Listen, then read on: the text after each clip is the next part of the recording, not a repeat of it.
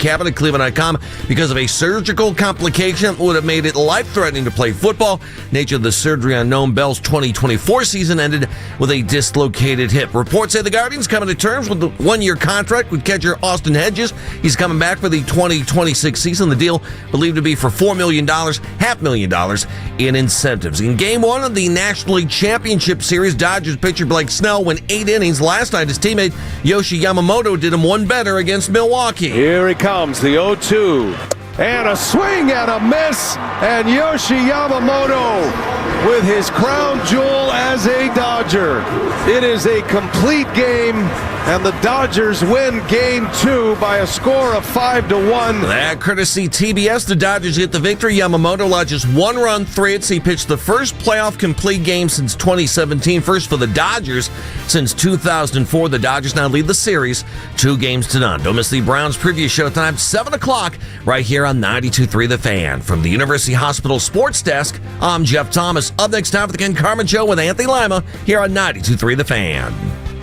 The Afternoon Drive. Uninspiring, unwatchable, unserious, not fun, and altogether craptastic. The uninspiring one is the one that really stood out to me there. Off-season, I think you tried making the case this would be the most competitive 3-win team. But for this game, they were not the competitive 3-win part of that. They were very uncompetitive. They were very unserious, as you said. And I think that's the part that bothered me the most. Not only did they seem like they were never going to score, they just seemed like they were lifeless out there. They were dead, they were zombies just walking around on the field. It was awful. Yes, we thought they might be 1-5. We didn't know they would be an uncompetitive 1-5. The Afternoon Drive. Weekdays starting at 2. We are Sports Radio 92.3 The Fan. The Ken Carman Show with Anthony Lima. I don't think it's a real conversation in the building about letting Kevin go. Now, I think it probably is a real conversation if they lose to Miami. It's a tough answer because I think that both certainly have their flaws, and I've been exposed more to Kevin's flaws here over the last few weeks than I ever thought I cared to, because the offense is stagnant. The offensive scheme of what is done is stagnant. I don't know if the pieces would make it better. Whether Shedeur goes in and plays well this year and ends up being the quarterback going into next year, which is probably unlikely, or if it's a rookie next year or whoever, you're probably going to have a rookie offensive lineman or two starting on your offensive line, which is scary. So that's not an argument for Andrew Berry, because you set us up to be in this situation. I know your thought partners. You set us up to be in this situation. Then I look at what you've done with the rest of the positions when it comes to weaponry. Running back, seems that you've done a good job. It's results-based. Wide receiver, you've traded for a good one. You've got a good season out of another one you've traded. Your drafts have not been good. All that, though, is not a defense of what Kevin Stefanski has done here recently, which hasn't been winning, hasn't been getting the offense going. It is very difficult for me to say who's the bigger problem. This is Cleveland's Sports Radio 92.3 The Fan. More pointless drivel on a pointless season, a pointless year in my pointless life. I'm kidding. Good morning, everybody. What's up? We're back. Yeah. On a Wednesday. It's great to be with you. Kenny, I heard you yesterday. You and Danny holding it down. Wednesday. I was holding down a hangover. Were you hungover? Yeah. Good. And Monday got away from me a little bit. I didn't mean to put you on blast. No, I was afraid it was going to get you in trouble. Why? Because I was like, hey, we were with Bernie yesterday, and Lima's like, or Owen's like, really? I go, yeah, we had a good time. I said it on the air. I was like, I was having a good time with Bernie. I said, I understand, Bernie was probably having a few, tried to, tone it down a little bit, but still ended up being a nice time. I enjoyed his company. I enjoyed his friend Matt's company. There was a video. I didn't know. Did you know I was being filmed when I was introduced to Nick Swardson? No, because Lima's like, you didn't take a picture. And I was like, wait, Owen, this didn't make the show? I was like, I'm sorry, Tone. Yeah, I know. I wanted him to say it, Owen. I'm sorry.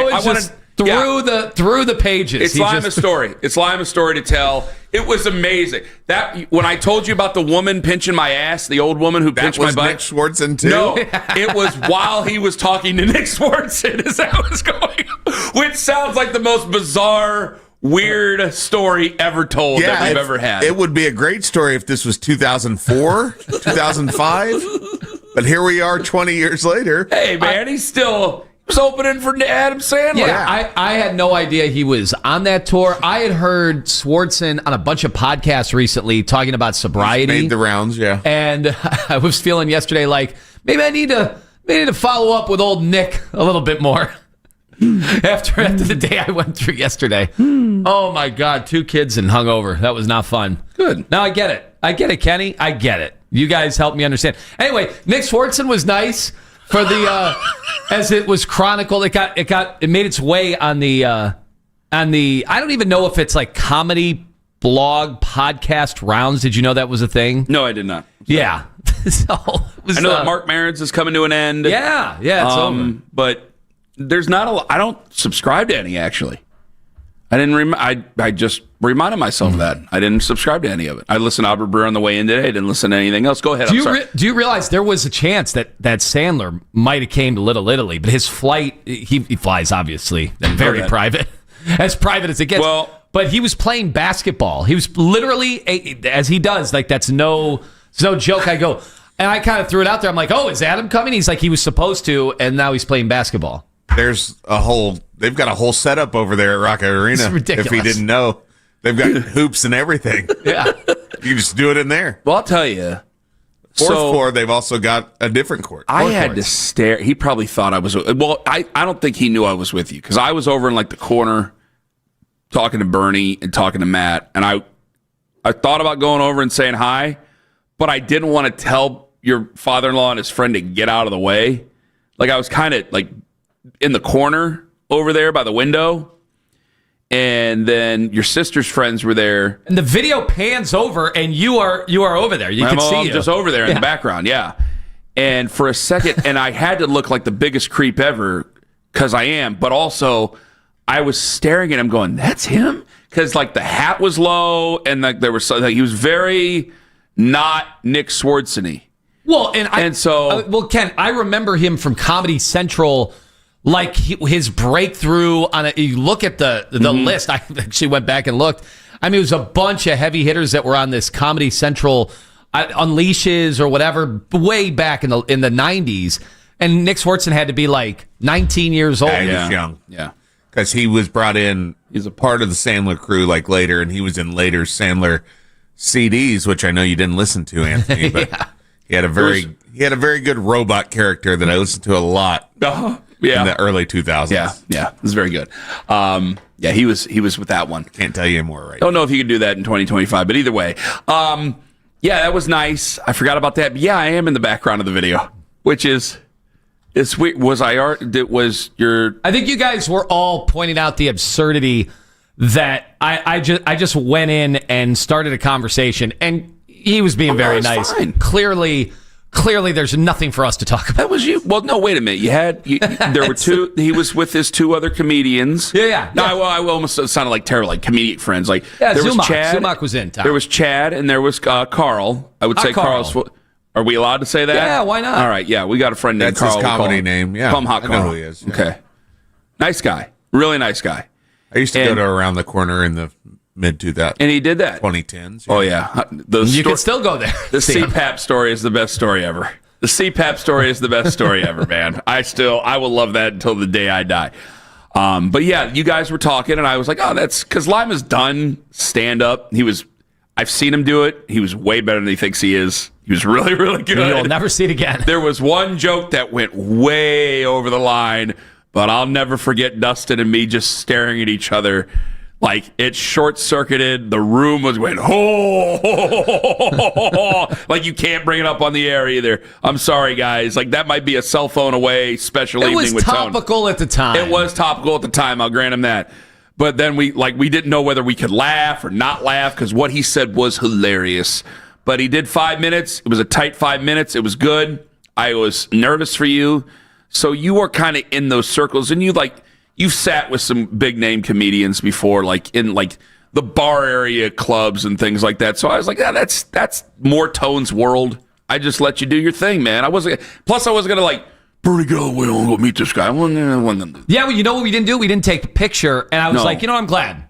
I'm glad we didn't take a picture because you should have done the radio thing where you point at him. That's all anybody wants to do is take the picture, and we are anti-picture. We do not want to. Well, I'm pro picture. I like putting pictures up of people I really know. That's fun.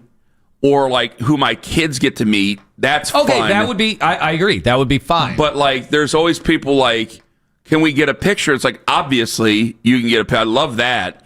But you could have taken a picture. I don't know why. I'm not necessarily anti-picture. You could have got a picture with them. I don't know how to ask somebody famous to take a picture with them.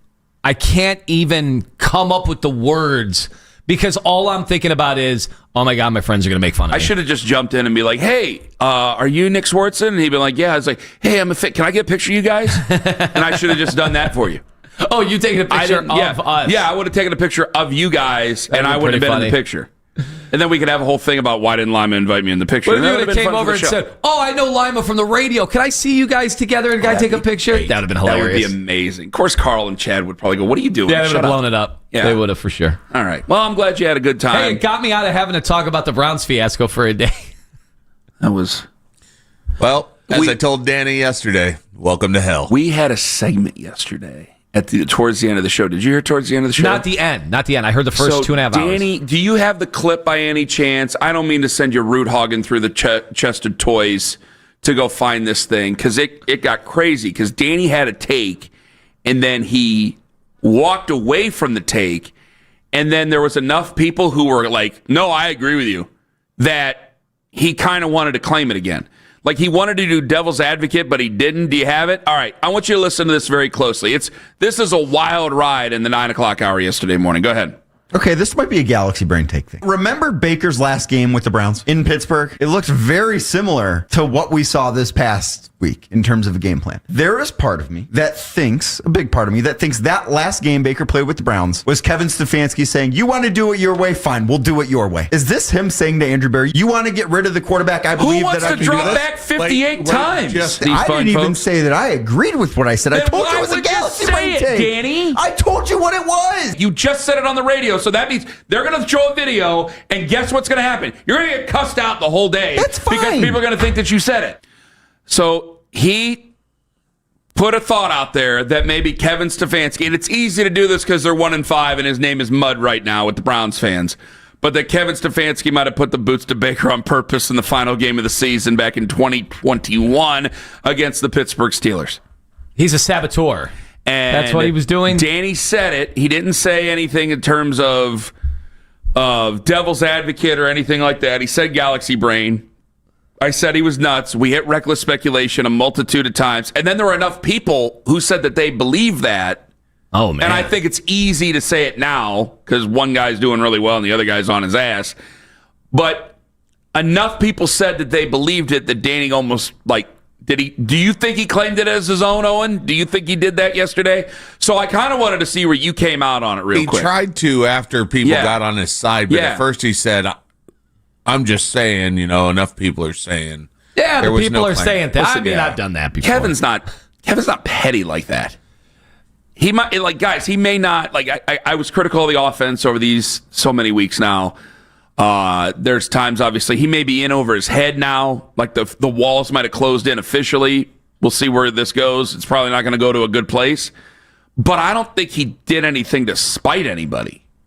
Unless you think differently. Have you always thought that as well? No. Okay. I've never thought that he was the type of guy. Of course, we never really know these people, but I never got any. You would have to have like a Hugh Jackson type of figure that where when the boat is sinking, like you're throwing the women and children off first, like you're trying to do everything you can, but it wouldn't help you because you would then, that would be on your resume. Yeah. And Kevin Stefanski's somebody who is going to be an offensive coordinator again, and then, we'll see if he'll get the opportunity. Well, that's another thing. Like, I know the tide's turning, and Bruce Arians has been critical, which we asked him to come on, and he's politely declined that he wanted Pat McAfee again yesterday. And so said obviously even we know bigger and bolder things. Even though we know exactly where that's going, but either way. So good for Bruce Arians. However, let me ask you this. Like, there's still a segment of folks out, like Dan Orlovsky, totally Team Kevin. A lot of people are Team Kevin. Like, are people going to blame the Browns when they let go of Kevin Stefanski at some point? So I did say that the record these last 2 years and his overall record it's going to point to a coach that eventually, after 6 years, is going to lose their job. However, the headline will be Browns fire 2-time coach of the year. Mm-hmm. That took the team to the playoffs on 2 occasions. Mm-hmm. That is 100% going to be the thought outside of Cleveland. That is what the national pundits... Are you worried about that? No, not at all. Well, why? Because I think this is running its course. This whole setup is running its course. And I'm not of the thinking, Kenny, I'm not of the thinking that you can divide Andrew Berry and Kevin Stefanski. To me, it's got to be both of them gone. Oh, we got accused of that yesterday. I go, I just don't, guys, don't come after the messenger. I just don't think that they are a package deal with the Browns. You can say they're a package deal with you, but I don't think they're a package deal necessarily with the Browns. I mean, Paul DeBodesta has been through how many of them? Mm-hmm. Now, it's easy when you're not walking down the hallways to be forgotten because he's over in San Diego and it's 3 o'clock in the morning out there. But he survived many of them. I don't know if it's a package. I don't think it could be a package deal 100% between the two guys. Some people have been annoyed going, look at all this failure from Andrew Berry. No, one draft class is not going to save him. Stop trying to divide. I'm not trying to divide the fan base. I'm telling you, you know the Browns and I know the Browns. How many times have they done this before? Remember, Ray Farmer was an assistant, got bumped up. Other guys have been assistants, got bumped up. It's not necessarily just everybody goes in the regime. I do think that if they lose to Miami this week, I do think Stefanski being let go is on the table. And I think they're not going to say goodbye to Andrew Berry until the end of the season, because there's a cohesion thing there. There's a scouting. You still want all systems go on all that stuff until it's time to then wipe them out. See, this is something, I could see it going like that. You're going to have to record this because this is. I think this is common sense. This is pragmatic. There are situations that come to a bitter end, or a end that you just have to separate. And then if you get something that goes on better, the Browns are going to be blamed. Unless the Browns are doing well by then. Then maybe we'll look in a different direction. But if the Browns aren't doing good, we've seen this with other situations. They're definitely going to be coming after him. 216-474-0092. We got 2-second trivia coming up at 7:45 this morning. Your chance to win some free Mr. Hero. We'll go around the AFC North at 8. Zack Jackson will join us at 9 o'clock. Could Kevin Stefanski actually officially be on the hot seat if they lose to the Miami Dolphins on Sunday? Albert Breer, he says as of right now, safe and sound. Everybody's safe and sound. Could that change on Sunday afternoon? Speaking of Albert, he probably has the right idea. It's just not going to happen this year, so we automatically hate it. What is that idea? I'll tell you in 5 minutes on The Fan. Friends, Ken Carman here for North.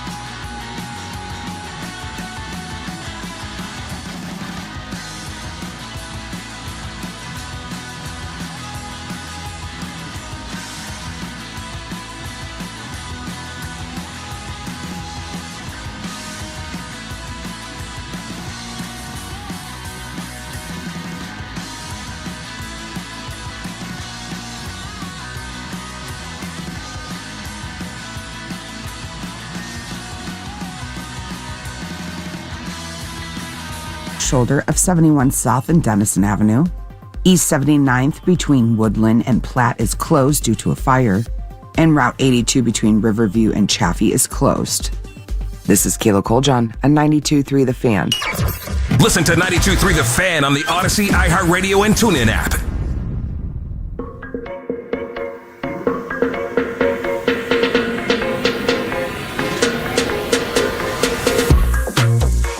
Your chance to eat free, Mr. Hero, at 7:45, but you have to answer 2 questions within 2 seconds each.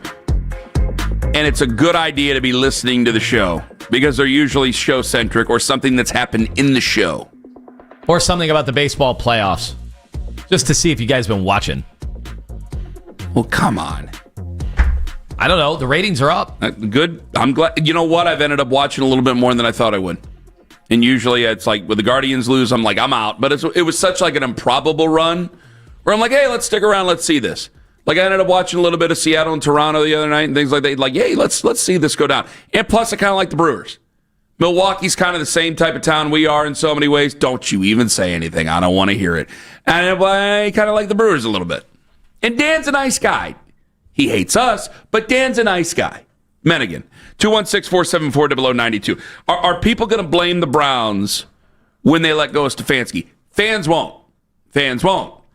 The issue that I see is like everything ends badly. How about Ken said when they let go? Are you saying that because all coaches eventually let go, or because you think this could be happening this weekend? No, because all coaches are eventually let go. And also, I don't see this. I mean, guys, like I'm not trying to be a fatalist here. Unless they do something that you only really see in movies, this isn't going to end well.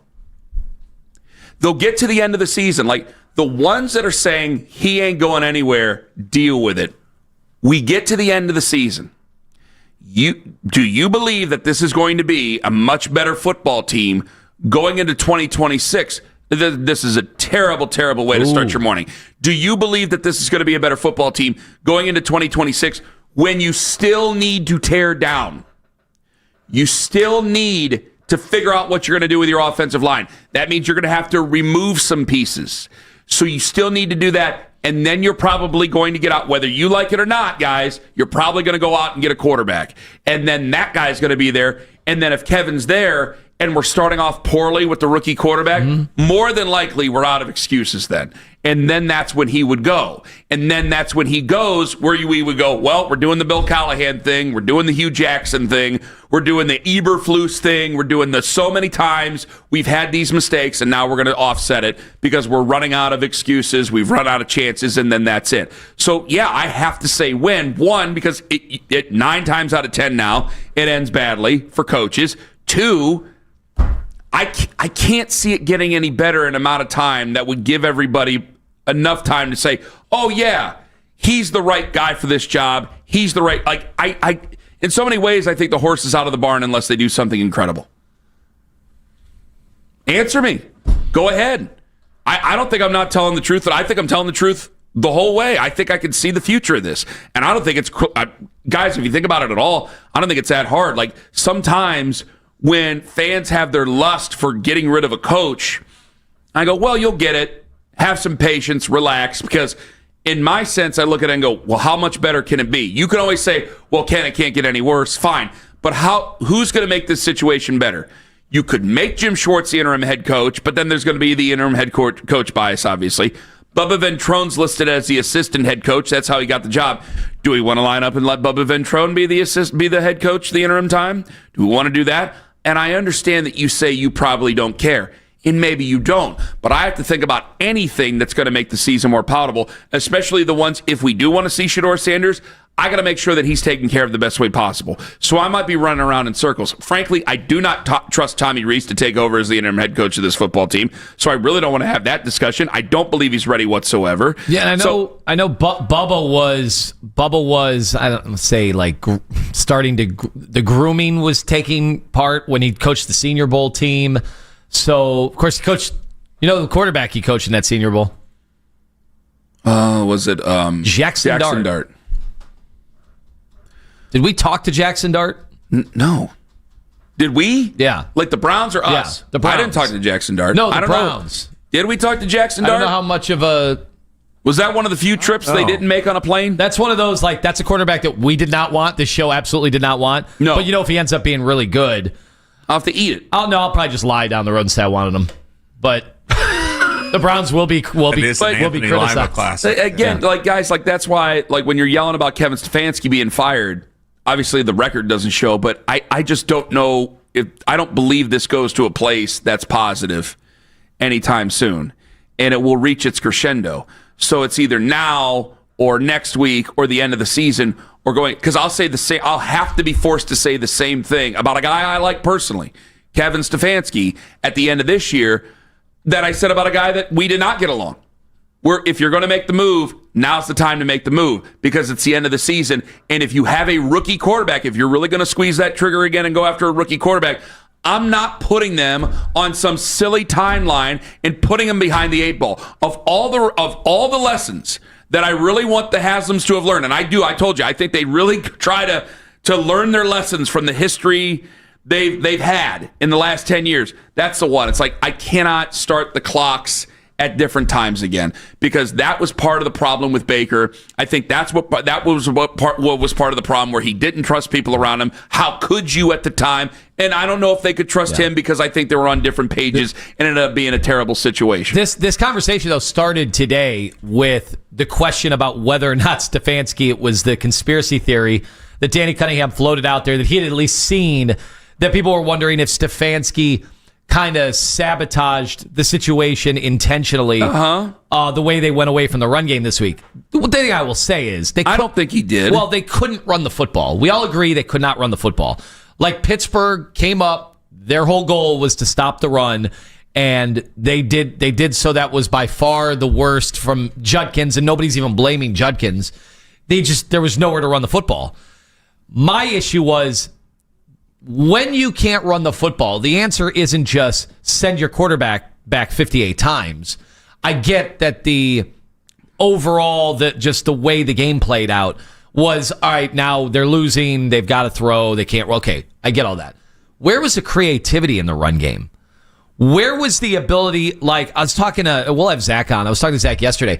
He's at the very least, even if you don't trust Isaiah Bond to do a whole bunch of stuff, how are you not giving him the football in an end around? Well, there has to be a way to get Pittsburgh to at least think a little bit. Get their eyes looking in different directions. This was the easiest ever for them to key in on and put Dylan Gabriel in second and long, third and long, which is where he was. One of the plays, and I bring this up because it's gone all over the internet, you have to wonder how much they really know of each other. Because if you go back to one of the plays that are shown where and I'll bring this up again, I'm sure, where Dylan goes into play action and Quinshon Judkins just goes to his left almost to block, where I think Quinshon Judkins thought this was a simple drop back. And one of them was off script here, or was not on the right page.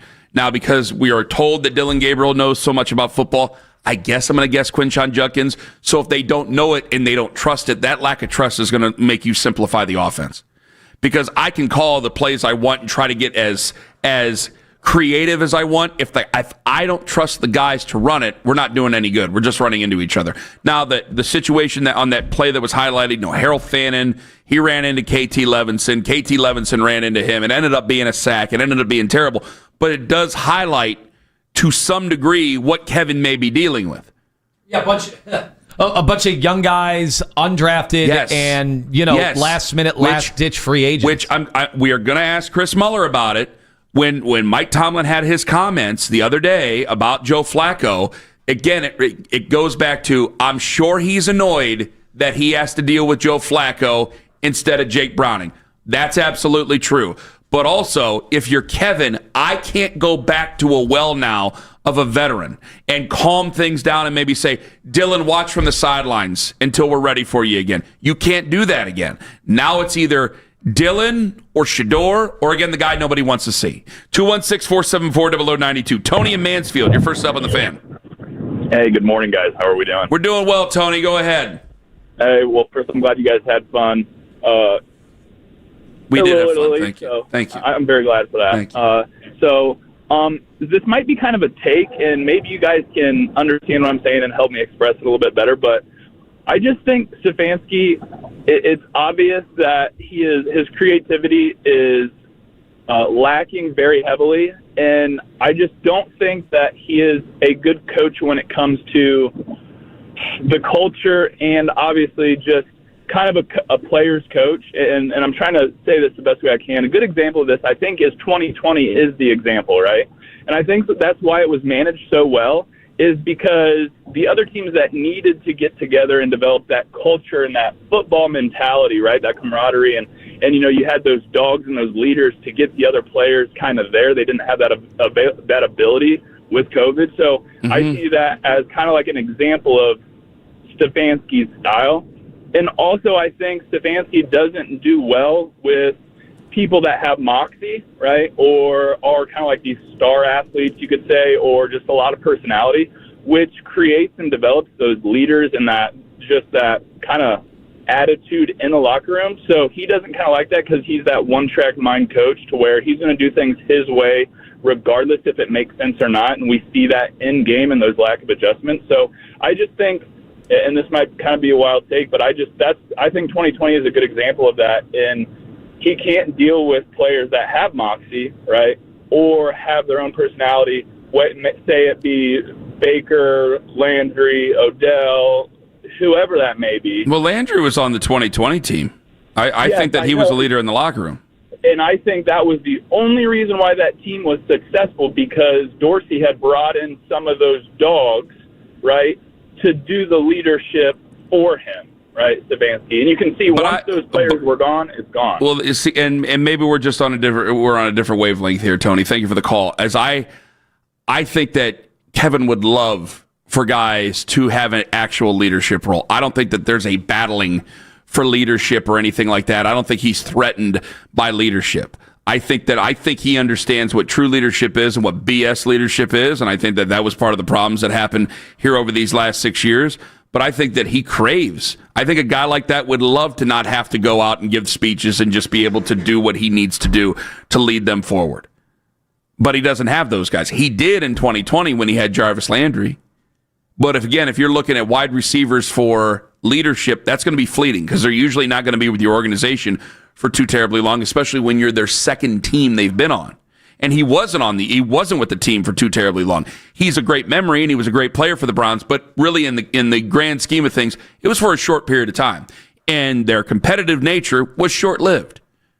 Coming up at 8 o'clock, we'll go around the AFC North. I want to ask Mo Egger if they're thanking us for Joe Flacco down in Cincinnati. Your chance to win some free Mr. Hero coming up at 7:45. And Albert Breer, this is why I'm going to play this for you next in 5 minutes. Albert Breer had a great idea.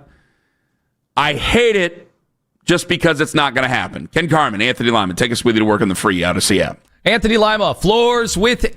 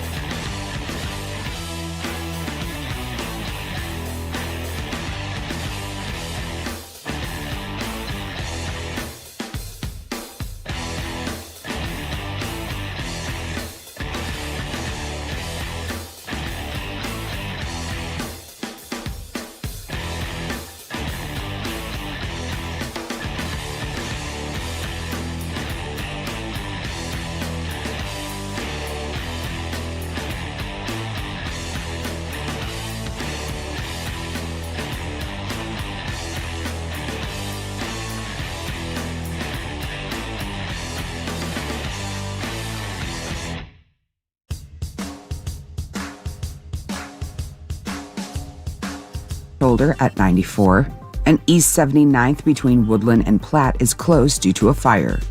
This is Kayla Coljohn on 92.3 The Fan. Whenever you need to talk about the Browns, we got you covered. This is probably the worst offense that I've ever seen in my entire life. We are Sports Radio 92.3 The Fan.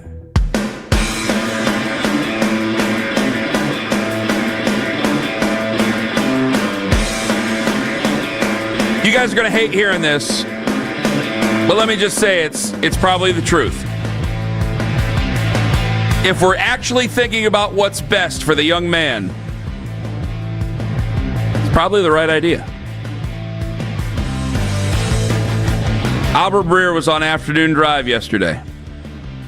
He was asked about Evan Roberts' his passion to go out, the host from WFAN, his passion for the Jets to trade for Shedeur Sanders.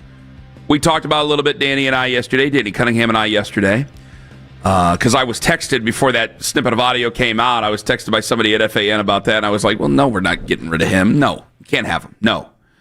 And then all of a sudden I saw the audio later on in the internet, and I put two and two together and went, oh, okay. Which is weird because he said, you guys all hate him. I go, no. Very, very, very few fans of the Browns hate Shedeur Sanders. I think they're annoyed by some of the talk out there, but I don't think that they hate Shedeur Sanders. I think a lot of them want to see Shedeur, and I think they want him to be successful. However, Albert Breer was asked about this from Evan Roberts, WFAN in New York, by the guys in the afternoon, Nick and Jonathan. Here's what Albert Breer had to say. Now, listen to this very carefully, because in this answer, there's probably a pretty good idea you're going to hate because it has no chance of happening. I don't think there's much of a trade market out there for him. Like, quite honestly, I think the idea that was floated around last week when we didn't know whether or not he was going to be the number two, they should march in there and ask for a trade. It's categorically some of the dumbest things I've ever heard in sports media. And the fact that it was coming from players was like completely mind-blowing to me. I mean, look, he's a fifth-round pick. And, like, I don't know how many times we have to go through that, but, like, those guys, by definition, are developmental players. So, like, the idea that, like, he would take a redshirt year, he would need a redshirt year, it might be best for him to sit. Like, we've said that about a million different quarterbacks. So why is it, like, out of the realm of possibility, the best thing for Shedeur Sanders personally, not talking about the team or anything else, is to have that redshirt year and have a chance to learn? That falls in line with something you said yesterday. Exactly in line with what you texted the group yesterday about Shedeur's future with the Cleveland Browns in the near future. This season hitting the field. You remember what you sent to the group? Tell everybody what you sent to the group. Yeah, I wonder if any of the Shedeur first fans, those fans who we've welcomed to YouTube Live, those fans that have called our show from all over the country, have even participated in the Coming In Hot button, which was terrific over the course of the last weekend. I wonder if any of those fans are now like, we just saw what Dylan Gabriel had to deal with this week with that offensive line and those receivers. Maybe we don't want Shedeur to play all that fast. Like, maybe we think Shedeur would do a lot better than Dylan Gabriel, but it still would not be a great opportunity for him the way they might have thought that at the start of the year. Because you do realize, like, as a fifth-round pick, unlike a first-round pick, like guys like Baker, Sam Darnold, Geno Smith, they'll be given other opportunities. If Shedeur Sanders comes in and looks ill-equipped, like I think a lot of quarterbacks might look right now in this situation, like, is he going to get another opportunity? For sure. Like, maybe he'll get another roster opportunity. Will he ever get a guaranteed opportunity to start again? So I don't know. I don't think so. I watch that Browns game back again and again, and I saw the things that, now this is, again, I'm going on what Kevin tells us, right? Or what the sources tell us, the inside sources on, you know, his processing, and he knows offense, knows football, talking about Dylan. And I'm trying to go off of what they say, and I'm thinking, man, he's struggling here. In that game against Pittsburgh, he's struggling to see the field. He's struggling to find open wide receivers. He's struggling with the first read. Past the first read is almost an impossibility. He struggled on Sunday. Now, I didn't think he'd played necessarily bad enough to be taken off, and I thought it was irresponsible and silly to drop him back 58 times in that football game. So that goes against it. But I keep reminding myself, guys, and you guys are going to say, well, Ken, it's just preseason. That last game where he was sacked, how many times on just how many dropbacks? I mean, he took some hits on some dropbacks against not first team. Was it 6 times or 5 times that he was sacked? I lost count. I think it was 5 on 11 dropbacks, for crying out loud. And I think, all right, now you're going to go against the ones at some point. And I don't trust KT Levinson. Do you? No. I don't necessarily trust the other half of the other side of the line. Do you? No. Cam Robinson, I don't trust. And I'm thinking, this guy is going to have to get rid of the football. And I'm getting worried he ain't going to be set up for any sort of success naturally. And so it's going to take a Herculean effort for him to show that he can be a starting quarterback for this football team. And maybe it would be. Problem is, we just don't have the time. He doesn't have the time with this team because now you're already looking into next year.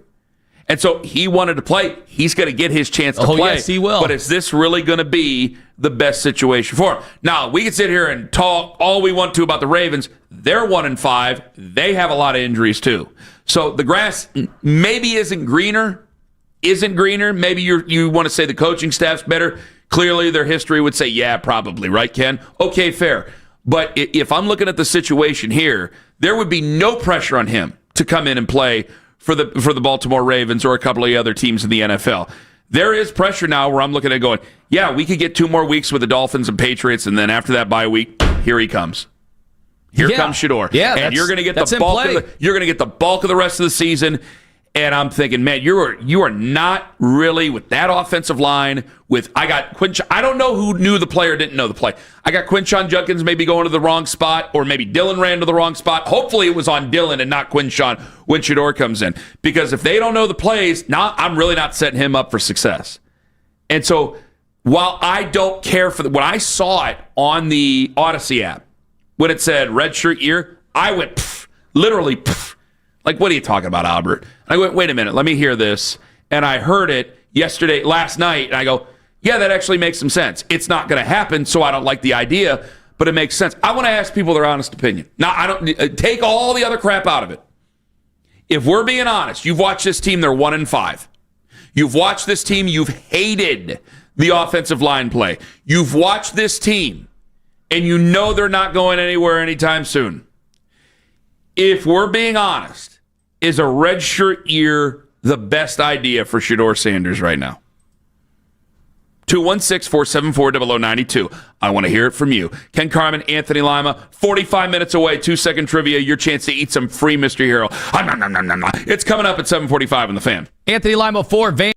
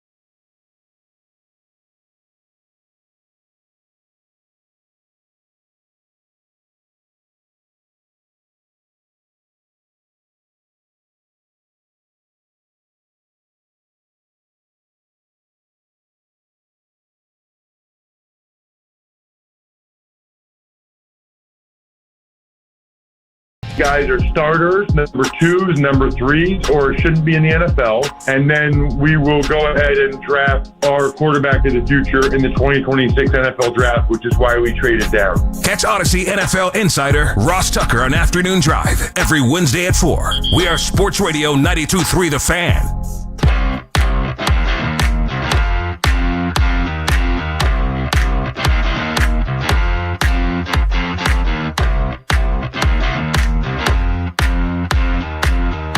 $7:45, your chance to eat some free Mr. Hero with 2-second trivia. 8 o'clock, we'll go around the AFC North. Can the Ravens be saved? Should we take special delight in the Ravens and Bengals frustrations? Should we do that? Ooh. Yeah, I hadn't thought about that. Just because I've been trying to think about our house, how it's not in order at all. Yeah. But I don't want to see Baltimore. Can we say at least we're not the Titans right now? Can we say that, or is that? Well, we could be the Titans on Sunday night or Monday. All right. Did you say something about Bill Callahan, by the way, during the break? Yeah. That yesterday, Mike McCoy at his press conference, he's the interim head coach of Tennessee. He said that he was the only other member of the staff they were getting rid of. Were they getting rid of him? The way got rid of him. He did not resign. I can tell you that he did not resign. Did he, if I say that name, then it's going to give away that story, and I can't do that. Did he show up to work and just decide he wasn't going to work, and he's going to go, he said, you're going to have to fire me? Did I ever tell you my dad said if he won the lottery, he would show up? He said he'd show up to work, and I go, I said, Dad, if you won the lottery, this is years ago. I said, if you won the lottery, you go to work? He goes, yep. I'd clock in, sit down, open up a Pepsi, and smoke a cigarette right there in the break room. And I was like, why? He goes, because I want him to fire my ass, and then I could turn around and collect unemployment off him. I go, my God, that's petty. My dad hated his job. Love my dad, 41 years. Hated that damn job. 216-474-0092. Bill Callahan, maybe doing what Ken Sr. would have done. Maybe he just sat there and decided, I don't even know if he smokes. Smoke a cigarette, have a Pepsi-Cola, and wait for Amy Adams Strunk to come out of her house and go there and fire him. Maybe he decided to do that. Albert Breer was asked about this. I'm getting pushback. Obviously, I think, guys, you don't like it, but you can't tell me you're not nervous for him to play. If you don't like the offensive line, if you had terrible thoughts about the offensive line, if you had terrible thoughts about the offense, if you've had terrible thoughts about Kevin Stefanski, but you love Shedeur Sanders, that's 3-1. That's 3-1. So it's not set up for tremendous success. Now, I would hope that they do their best to take care of him whenever he gets a chance to play. But when Albert's asked about it, and he says, hey, maybe you've seen some of the great quarterbacks of this league in this generation. They've had some time to sit. Remember, Josh Allen even had a month off because he had that injury, and it seemed to clear his head and get him going again. You have these guys who get a little bit of time, and it ends up being better for them. And he brought the part of a redshirt year, and because of my complete lack of any thought that they are going to be successful offensively, how could you not be concerned whenever Shedeur Sanders gets the keys to this offense? And I'm getting a lot of pushback on that. I'm going, I think you guys just want to see him. I think the curiosity to see him is going to supersede it, because I think the most ardent Shedeur fans may think he's able to dig him out of there. They might think he's able to dig it out of there. But if you just really like Shedeur, like Jonathan Peterlin really likes Shedeur, I like Shedeur, you can't tell me he ain't nervous about it when he takes over. Albert Breer was asked about it. He says he doesn't even know what quarterback could survive with their offensive line issues. I think Kevin and Tommy and all those guys are are really good offensive coaches, but I don't know what young quarterback is going to survive in that situation. You know what I mean? Against that defense with that offensive line. I think a lot of times these conversations lack context, I mean, look, there are some guys that are better off playing right away, but I'd say 80% of them aren't. I don't think it's a mistake that some of the greatest quarterbacks of all time sat. So that is going to lead you to, you got to have an idea here of going, maybe a redshirt year would have been the best idea for him.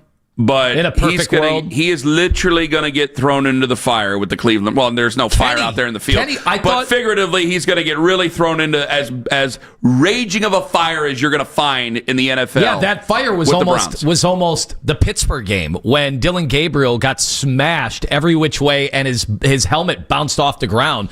I couldn't believe he didn't have to go over to an independent neurologist after that. This is what bothers me. We have that Bruce Arians, that extra clip that's coming up at 7:21 here this morning, where this is what bothers me here.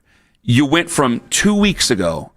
You told the insiders, Pelissero and Rappaport, that you leaked to the insiders that you want to give Shedeur a full week. You want a full week. You want him to be able to change you want to be able to tailor the offense for him and give him the very best chance for success. Then Joe Flacco's traded, and now all of a sudden he's the backup quarterback. When there was a lot of fans might have thought of Shedeur, might have thought he was the backup quarterback. A lot of us thought that they would go, hey, Bailey Zappe's going to be your backup, and then we'll see when Shedeur is actually able to start a game with time. Then you're making Shedeur the backup? So it makes me think something stinks because it flies in the face of what you said or what was leaked just last weekend. It bothers me, Tone. Yeah, I get. Well, it's what came to my mind when I'm listening to Mike Tomlin say the things that he said. I imagined all along that Mike Tomlin, these coaches, they don't just stick together. It's not just a fraternity of coaching. It's that I don't think it was a total secret how far behind Shedeur Sanders was and how quickly guys have been getting elevated now and how quickly Joe Flacco gets moved out. I imagine the thought around the league is that these guys are all these decisions are being forced on Kevin Stefanski. That Kevin Stefanski's not the one pulling the strings. It's not like we didn't say in the offseason, like, how has Kevin Stefanski not gained any power in 6 years in Cleveland? Mm-hmm. And it pretty clearly now, right? I think we all understand this, or at least operating under this assumption that he hasn't. That in fact he might have lost power, and it's Andrew Berry kind of pulling the strings here. It's weird with the loss against Pittsburgh. I sat there and I go, man, if he would have thrown those interceptions, like he threw blatant picks to a couple of these guys who couldn't catch it. Thank God Juan Thornhill didn't catch it because I would have celebrated that on Monday. That would have been awful because he's done way more podcasts and way more social media posts than he ever made tackles with the Cleveland Browns. Total disappointment. Another knock on Andrew Berry, by the way. A total and complete disappointment with the Cleveland Browns. Of all the guys, I would have taken T.J. Watt picking him off in pick 6, and if I had to. Over that, absolutely. Either way, if he'd have thrown those picks, like there is something in the back of your mind, you can't help it. You're going, okay, you've lost a game, you're closer to Shedeur, but with every single loss that you have, your confidence, whatever there's left, has eroded. You have nobody has any confidence in this offense. The guys who are playing in the offense, I don't think have confidence in the offense. And the defense sure as hell doesn't. So if we have no confidence in the offense, we're going to take a guy who everybody in the NFL is telling us while we can disagree with him, everybody in the NFL is telling us, maybe it's some vast conspiracy. They're telling us that he's developmental. They're telling us that he needs to get his feet under him. They're telling us he needs to get in tune with an NFL offense. That is what they've said. Maybe that's just their giant excuse because it's some vast conspiracy against the young man. I don't know if that part is true. Kenny. And now I'm going to throw him in there. Like, I'll be excited when Shedeur gets his chance. I don't know if I'm going to be pounding my chest that Monday morning. Or whenever he's announced, I don't know if I'm going to be pounding my chest. Too. I'll be excited too. Kenny, notice it's been crickets on social media. Now I have to go over to the YouTube Live. I think they know the truth. I'm not Shedeur people. I'm not hearing from you. How confident are you that he could come in and succeed behind this offensive line with those wide receivers with this offensive coaching? The floor is yours. I've said it a million fans, times. You guys were the most confident bunch of all time. I have yet to hear anybody think he's going to succeed. They have always the best laid plans, and their best laid plans fall right out the window almost every single year, except for 2 over these last 14 that we've been on the air together. Well, on the fan. They've gone, except for 2 years, the best laid plans have gone right out the window for them. So for this team, even if you are the most ardent Shedeur fan, and I've got the pleasure to talk to some of them, not all of them, but the pleasure to talk to some of them. You can't tell me. Now, there's some people who think that the Browns are putting the boots to him on purpose. I don't think the Browns are putting the boots to him on purpose. I think they've tried in the past to do what's right, but then things change. Then you trade away Joe Flacco. You trade away the parachute. You trade away You trade away Kenny Pickett, who could also have been a parachute for you before you wanted to put him out there. Again, you make him the primary backup a week after you said that he was going to be, or you leaked that he was going to get a week to practice and get ready before he starts. And then we make him the primary backup. Tell me he's set up for success. Other than it's just him and he's got the it factor. Tell me with your honesty that he is set up for success. Because Dylan Gabriel isn't set up for success, and he's supposed to be ahead of Shedeur. Supposed to be. He's supposed to be Kevin's guy. That's not successful. He hasn't been successful. There's nothing there that tells me they're set up for success. So it's an uncomfortable truth because nobody wants to hear it, and I don't want to say it. But when Albert says that, I can't help but go, yeah, Albert's probably right. Albert's probably right. If he goes out there, whenever he goes out there, and I think it'll probably be if they go out there and they lose on Sunday, which obviously there's a chance they do it, and then they go out to New England and they lose there, yeah, I think there's a chance he plays after the bye week. If he goes out and he plays well, there's going to be no one on this show who's more excited over it than I am. Because Jonathan exists, and Jonathan will be very excited on this station. He will be the most excited. But I will be relieved, excited for his future. If you're able to overcome all this, then the rest of the NFL got it wrong into the best story going. If you're able to overcome this and rise and take this boat out of the bottom of the ocean and put it back on top of the water with everything we've just laid out for everybody, then yeah, the rest of the NFL missed on you, and you're one of the best stories ever told. If you're able to do that. Now, that takes more than just 1 week, but if you're able to do that, then yeah, you would certainly be legendary in so many ways. 216-474-0092. If we're being honest, would a redshirt year probably be best for him? And Bruce Arians has the Browns in his sights again, and that's why there's no way you could tell me Kevin would be thrilled with Andrew Berry. It doesn't make sense. That's at 721 on the Fan. Real estate market is something that has been really difficult to try to get a handle over the last few years, but yet the young team continues to grow. They continue to elicit those 5-star Google reviews. How are they able to do that when so many others are struggling? Well, they just do it differently. My buddy Ryan Young, Keller Williams Greater Metropolitan, in that they have just so much more of a know-how and the resources. They have canvassed the entire region. They can tell you exactly what your home is worth. Not some estimate you see online. No, they've actually got all the requisite comps, and not to mention they can just cut you.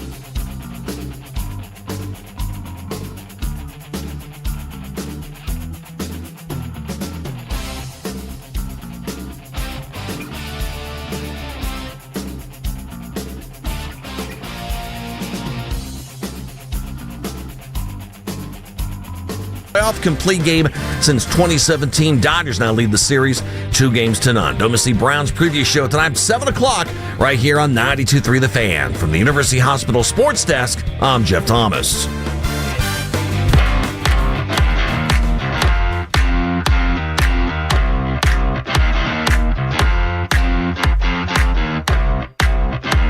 Hey, before we set sail with this Bruce Arians clip and everything, Fergie Ferguson on social media, on Twitter. Social media reactions brought to you by Schiavon Jewelers, Cleveland's premier jewelry store, 7:22 and 32 seconds for those scoring at home.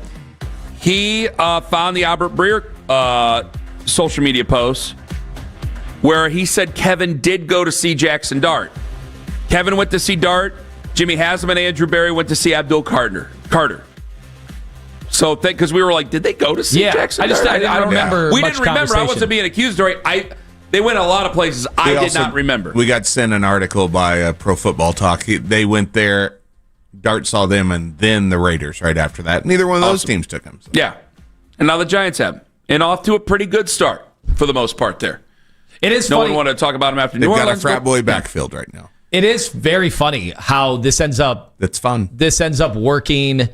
Like, people remember whether or not we talked about a quarterback, whether that was a big conversation, and Jackson Dart really wasn't, right? So fans don't bag on the team as much if it wasn't part of the conversation, when in reality, that is their job. Mm-hmm. That's not really our job to land, the perfect evaluation. It's the team's job. Which is what I always laugh, too, that I've seen a lot of people say and continue to say that the media ran Baker out. That continues to be one of the narratives. Like, I wanted Baker out. I mean, there's no doubt. I'll own it. You can't sit there and tell me on one day that my opinion means nothing and I'm a clown and an idiot, and then in the next day tell me that I was solely responsible for running Baker Mayfield out of town. The strings. That is an impossibility. If that's the case, then I can be a clown, but you can't say the opinions are insignificant. If I'm running players out of town, which I've never ran a player out of town. Have we ran a player out of town? Like, we've been the reason the player is out of town? You and or I. Like, there are people who are convinced that you've run Baker Mayfield out of town. I didn't run Baker Mayfield out of town. How would that work? How would the media, like, we didn't get chants. Like, it wasn't like the whole stadium was chanting Baker must go.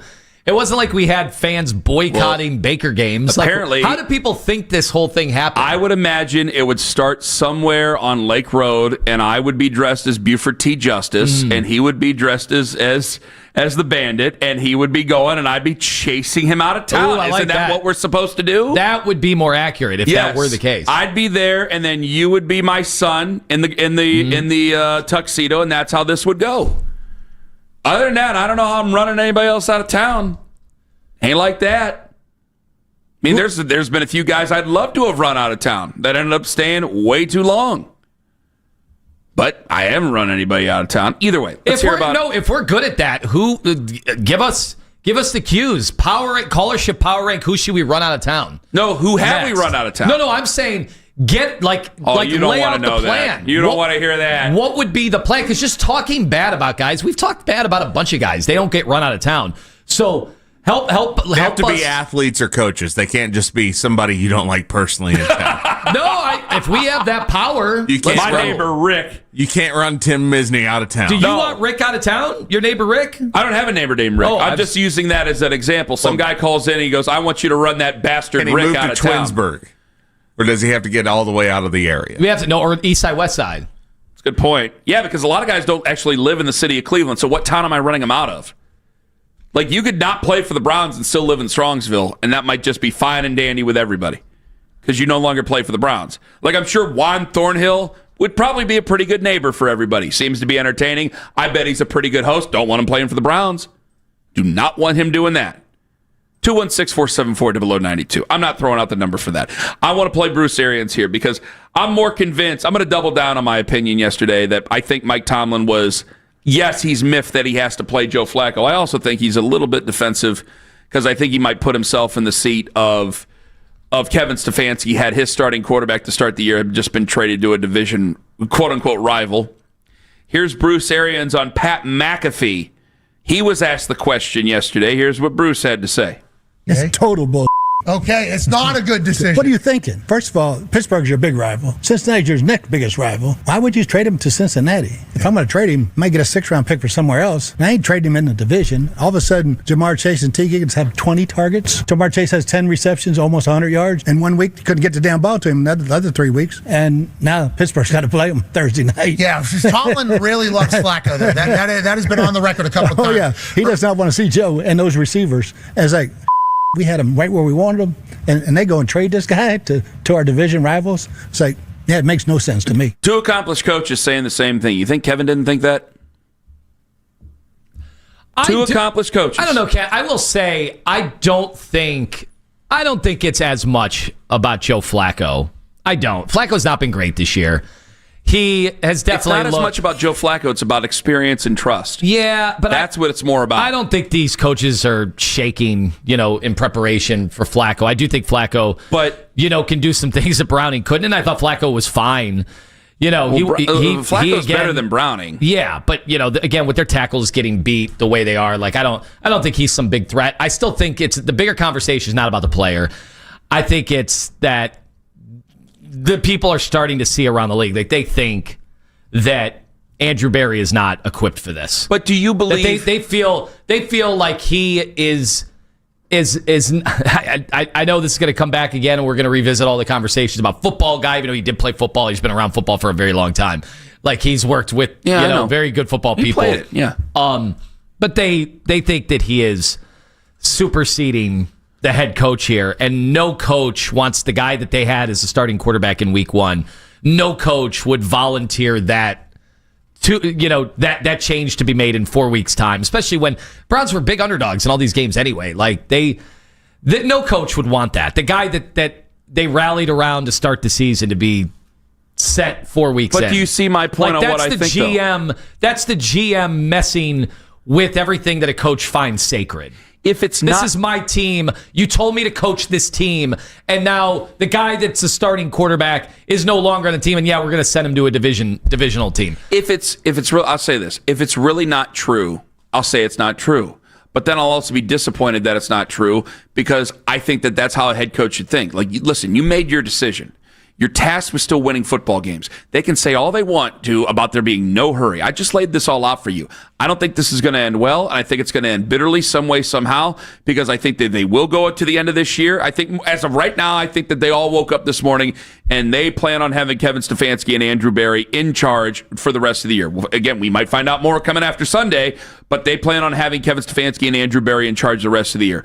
Okay, but then I asked you again, do you think that this team is going to be very good in 2026? Right off the top of your head? No. No, because they still have teardowns to do. So you're going to leave a head coach in charge going into another year with probably another rookie QB.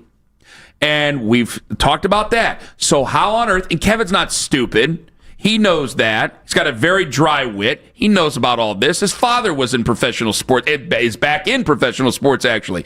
So if he knows all this, how on earth could he be thrilled or just perfectly supportive of, first, the Kenny Pickett trade, to be frank with you, but certainly the Joe Flacco trade? I got two accomplished head coaches. Maybe Mike Tomlin really wasn't coming to the true defense of Kevin Stefanski. Probably Mike Tomlin is a little bit annoyed instead of Jake Browning, a guy who looked completely in over his head. He's got to deal with a veteran who every now and then you don't know if he can shake a little bit more magic out of that arm. Whether that arm, like there was week 1, he threw some darts, some missiles, and then all of a sudden, maybe he wakes up the echoes against you coming up on Sunday, and you got to deal with that because you've had a history with him. But if I got two guys, one who's been in a Super Bowl, another one, Bruce Arians was in a Super Bowl, right? Wasn't he in a Super Bowl? Arizona? Yeah, he won one with Tampa Bay. Okay, I want to make sure. Tom Brady. I just wanted to make sure, for crying out loud. I got two Super Bowl guys. There's been a lot of beers in between. You got two guys who've won Super Bowls who don't like this idea. You're telling me Kevin Stefanski likes it? I know they like to say we like to zig when other people zag. There's no way Kevin could like this idea. I don't know. I've read just the body language from Kevin over the last few weeks, and it wasn't just that he said, yeah, we were surprised. I think any coach would be surprised if they sent, just after, your season is not over in a 17-game season, 18 weeks, your season is not over because you start 1-3. especially with the schedule that we all thought they would probably be 1-3 after the first 4 games. Like, your season is not over. But when they make that trade and go to Dylan Gabriel, who has those limitations, you are sending the message to the rest of the locker room that, I can't say that winning is not, because Flacco wasn't playing great, obviously. Mm-hmm. But I think you're lying to yourself if you didn't think that there were some people in the locker room going, that's it? So now this is fully about evaluating rookies? Yes. That's all this is about? We might as well send in Shedeur Sanders in next. I am bothered. Like, that ship has already sailed almost in record time. I know that you're thinking about it 30,000 feet ahead, and I'm not getting really mad at you over this, but I find it surprising that you can't believe that I think that Kevin Stefanski would agree with both Bruce Arians and Mike Tomlin about something like that. You're tasked with winning football games. You didn't disagree with the timeline I just laid out twice over the last hour and now. So if you didn't disagree with that timeline, you know it as well as I do that your job is eventually going to be up against it. Who are you going to trust to win games more? The veteran, the guy who has actually played at a high level every now and then, or a rookie who is a developmental guy whom you might have to play before you really wanted to? I think he did, considering the conservative game plan that he had against Minnesota, or the guy who's definitely a developmental guy that nobody else in the world wants to admit or wants to see, but everybody in the NFL wants to. So how on earth could Kevin not be annoyed? If he's saying it's a surprise, how on earth could he not be annoyed? Because again, if you lost Dylan Gabriel on Sunday, you could always go, all right, here's Joe again. Let's hold it down. We'll have Joe. And then, honestly, you could always just turn right around and go, hey, Joe finished the game. We're going to go ahead and we're going to give Shedeur an entire week. It might be crazy, but we're going to give Shedeur an entire week. We'll see what he has coming up on Sunday. We're going to give Shedeur a chance. He's worked hard. He's done well. He's done everything we've asked of him. He's done extra. Say whatever you want, whether or not it's true or not, it doesn't matter. Say all that. And then you go, we're going to give him a whole week, and then he can go out there and start. Or you're going to go, hey, Shedeur's still not where we want him yet. We're going to put Joe back in until Dylan Gabriel gets healthy again or whatever. Instead of, we're just going to trade away Dylan Gabriel for a 5th-round pick. I don't even care about, and from your stand, I'm not mad at you because I know what it's about. You're 1-5. And so I'm going to get the 5th-round pick back for the veteran that only cost me $4 million. I'll get the 5th-round pick back. I'll be able to use that next year. That's big-time, big-picture stuff that I'm not going to deny. But if you're in the locker room every day like Kevin Stefanski's supposed to be and you're tasked with winning football games, I don't think there's any other emotion but annoyance or anger at trading away Joe Flacco. Maybe if Andrew Berry's still running things next year, not only will they take a quarterback in the 1st round, they'll take another quarterback in the 5th round and make him compete against each other on a separate football field. If he's that not makes mad, a lot of sense. That's a good route. That's upper level thinking. If he's not mad or annoyed, you're right. If he's not mad or annoyed, if Kevin is not mad or annoyed, then the alternative is that he started Joe Flacco against his will.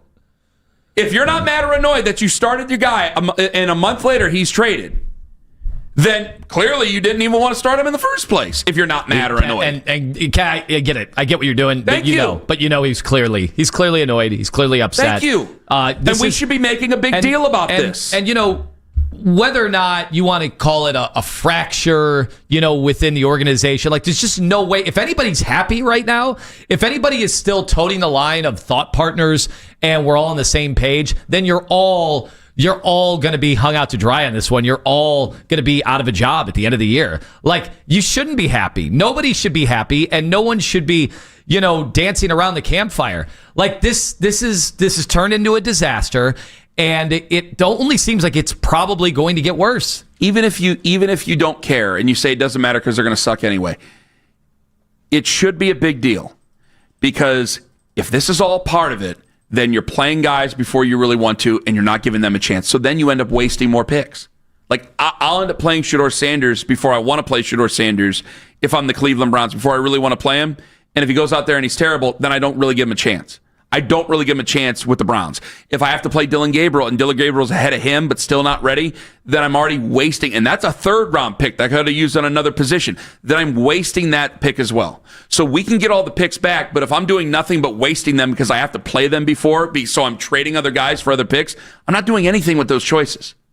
So Kevin has, to me, there's 2 emotions, anger and frustration and bewilderment over doing that. Because I'm hearing 2 Super Bowl champions tell me that. So I can't imagine Kevin would feel any other way. Unless, boy, he's truly just in on it, and I can't imagine he is. Around the AFC North coming up at 8 o'clock. Up next, 216-474-0092. It's your chance. Folks, you can win it. You can eat the Roman burgers. You can eat the BLTEs, everything. You could have them all. Mr. Hero is up for grabs. Free Mr. Hero, a 4-pack of combo meals from Mr. Hero. 216-474-0092. That's 216-474-0092. Clear the lines. Load them back up, Mitch. For your chance to eat Mr. Hero, it's 2-second trivia. Next on The Fan.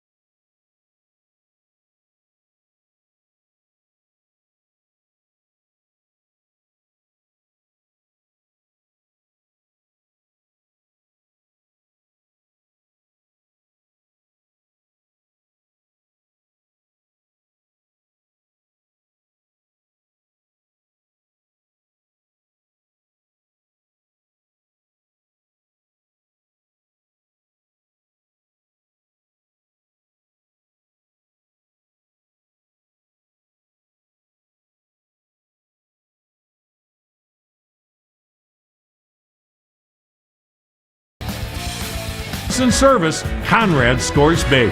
Through November 21st, buy 3 Goodyear tires and get 1 free only at Conrad's. Plus, you could save up to $100 more with a mail-in rebate on select lines. Visit econrads.com for more details. You'll hear the latest from Browns practice as it happens. Basket and Phelps, weekdays at 10, 92.3 The Fan.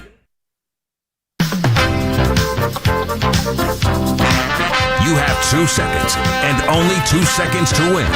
This is 2-second trivia. It is time for 2-second trivia. Line up now, 216-474-0092 for your chance to win a 4-pack of Mr. Hero combo meals. Now, all lines are currently busy, but as you know, many people don't get it right. You know, Mr. Hero has 9 different sidekicks to choose from. Try the pepperoni and cheese bites, fried pickles, breaded mushrooms, and so much more. Plus, we now introduce the loaded potato waffles, wafers, piled with cheddar and cheddar cheese sauce. Wafer fry. Wafers? Wafer. They're called wafers? Yep. Andy Baskin was in 2 weeks ago. He pronounced it perfectly. I did not have to correct him. Wow, already a correction you have never issue. said it correctly. Get Baskin in here and see if he gets any of the other jokes. Save the show. See if he gets any of the other jokes from Baskin's in here. Okay? See if you can joke with some of the stuff about it with Baskin that you joke with me about. Or you tell the truth. Bud, you should probably know what you're talking about. Go try to say that any Baskin's family members, close family members, intimate family members had relations with a famous rapper. See how that works out for you. Probably Ain't not gonna a go good well. move. Thanks. That's a recording. That does sound like he's sitting in with us right now. Yeah, we welcome. All right, it's time for 2-second trivia. Lima is ready. Let's go right to the line, ladies and gentlemen. Patrick in Cleveland, home of the Rhodes Rams. Patrick, are you ready? Let's get it.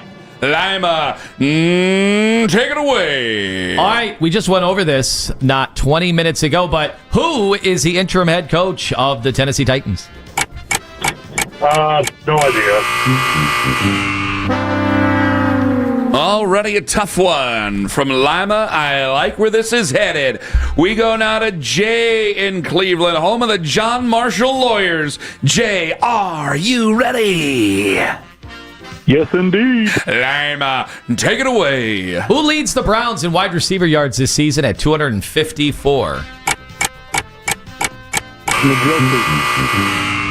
You get it? No, he did not. Oh. Ross in Westlake, home of the Demons. Ross, are you ready? Let's go, boys. Lima, take it away. Myles Garrett leads the Browns in sacks with 4. Who is next at 3.5? Alex Bright.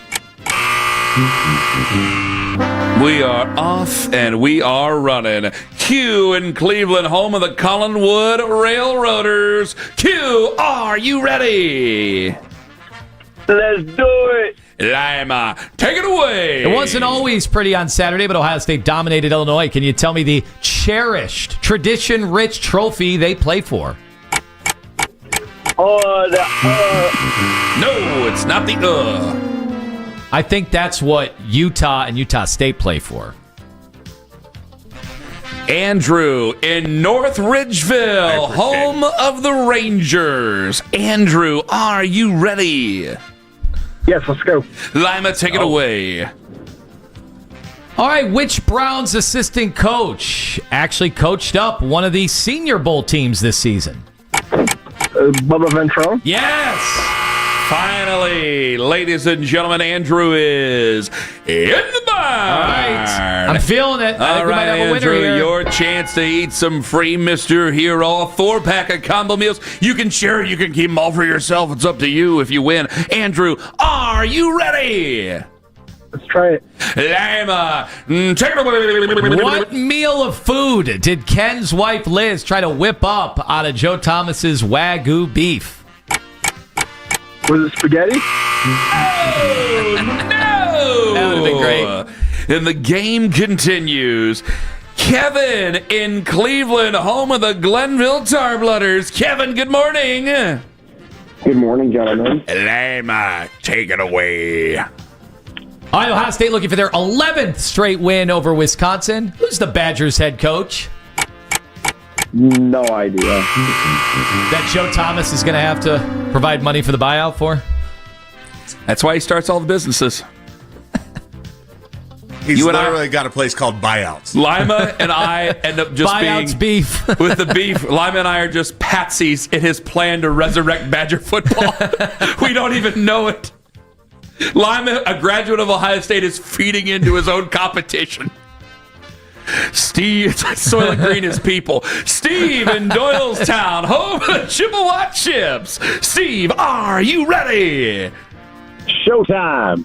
Lima, take it away. All right, which comedian and movie star did all of us with the show run into at Little Italy on Monday at the Columbus Day Parade? Adam Sandler. No. No, but that would have been cool. Technically close. Justin, it was close. In Deerfield, home of the Southwest Pirates? Southeast Pirates. Southeast, that's right. That's right. Justin, are you ready? I'm going to do my best. Lima, take it away. Which college football team jumped up to number 3 in the AP poll this week and even got 3 first-place votes? Indiana? Yes! Oh, ladies and gentlemen, Justin is in the barn. I think we might get a winner here. A chance to eat a 4-pack of combo meals from Mr. Hero. That's a lot that you could share at Goods Raceway. Justin, are you ready? Quite possibly. Lima, take it away. As heard on this very show yesterday, what beverages did Mayor Bibb say that he and Jimmy Haslam consumed during their stadium negotiations? Tea. You did say it on the show yesterday, right? We Yes. did. Played Yes. it a couple times. It was ballsy you decided to say that, though. That would have been a big disaster. It's very good that you... I'm glad you ended up getting that right. Gabe in Ashtabula. Ooh, hello. Home of the Lakeside Dragons. Gabe, are you ready? Let's get it. Lima, take it away. BYU 15th in the latest poll. Which football conference are they a part of? Turning for USA.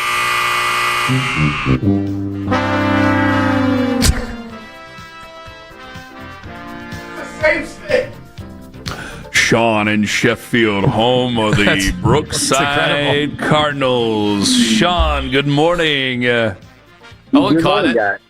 Oh, I definitely caught it. Lima, take it away. Who coaches the Indiana Hoosiers football team? Bobby Knight.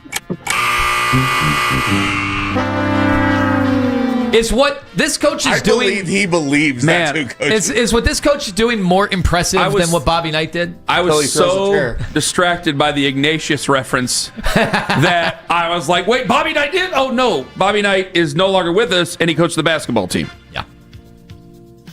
Former Orville Red Rider. Rest in power. Red Raider. Coach Knight. Red Raider. Red Rider? Red Raider. Dave in Hilliard, home of the Derby. Dave, good morning.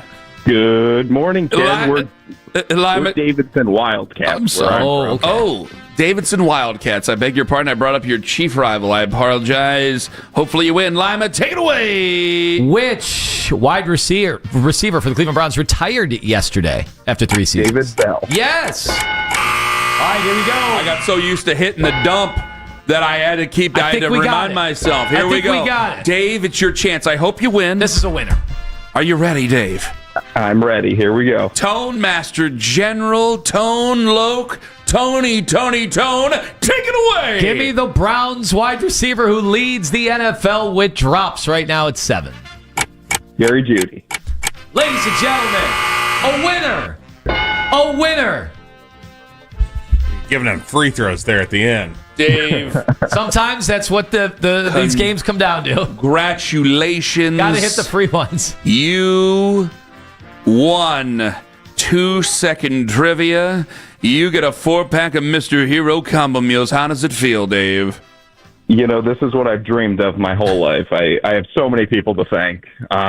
Starting with. I'm not going to give you any time to thank them. We're going to put you on hold. I want to hear it. That might fly in Hilliard. They don't fly in Cleveland. Yeah, they got time down in Hilliard. We don't have it up here in Cleveland. I want him to power rank who he was going to thank. We have Mr. Hero. He has not. You know what? Considering the calls we've gotten earlier today, I don't want to hear it. Mr. Hero has 9 different sidekicks to choose from. Try the pepperoni and cheese bites, fried pickles, yummy, yummy, yummy, breaded mushrooms, and so much more. Plus, we now introduce loaded potato wafers, piled with cheddar cheese sauce, ranch, bacon, and chives. It's all there for you at the fabulous Mr. Hero of your choice all around Northeast Ohio. Zack Jackson going to join us at 9 o'clock. Coming up next, Bob Haney, Mo Egger, Chris Muller. We go to Baltimore. We go to Cincinnati and Pittsburgh. We go around the AFC North at 8:01 on The Fan. Friends, Ken Carman here for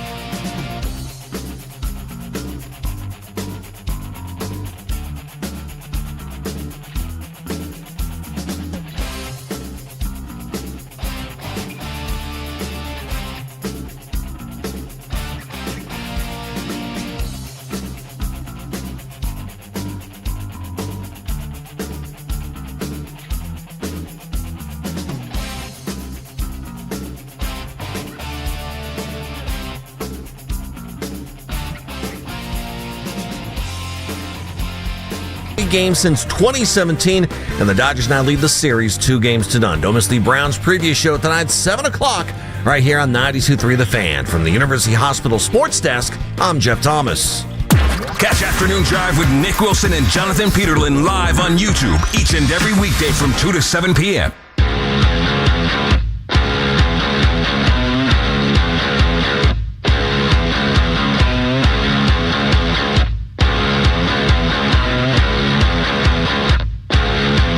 It's time to go around the league, damn it. And our first stop's in Baltimore. And we're not happy about it, Bob. We don't want to do this segment anymore. This division sucks. Well, he's joining us out of the kindness of his heart. Jeez, don't scream at him. The division is terrible, Bob. And you're part of the reason. Well, it sucks. And the Ravens are very much part of the reason.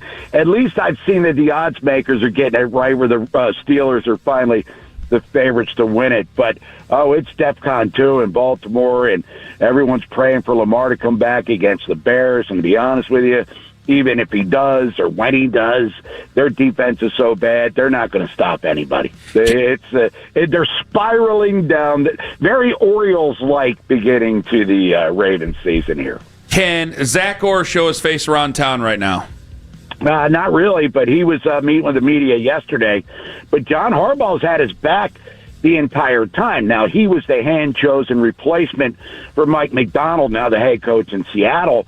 And Baltimore bypassed Denard Wilson, who's on the staff now in Tennessee, and Anthony Weaver, who was on the staff now in Miami. And those guys might be unemployed by the end of the season as well, or at least in the offseason.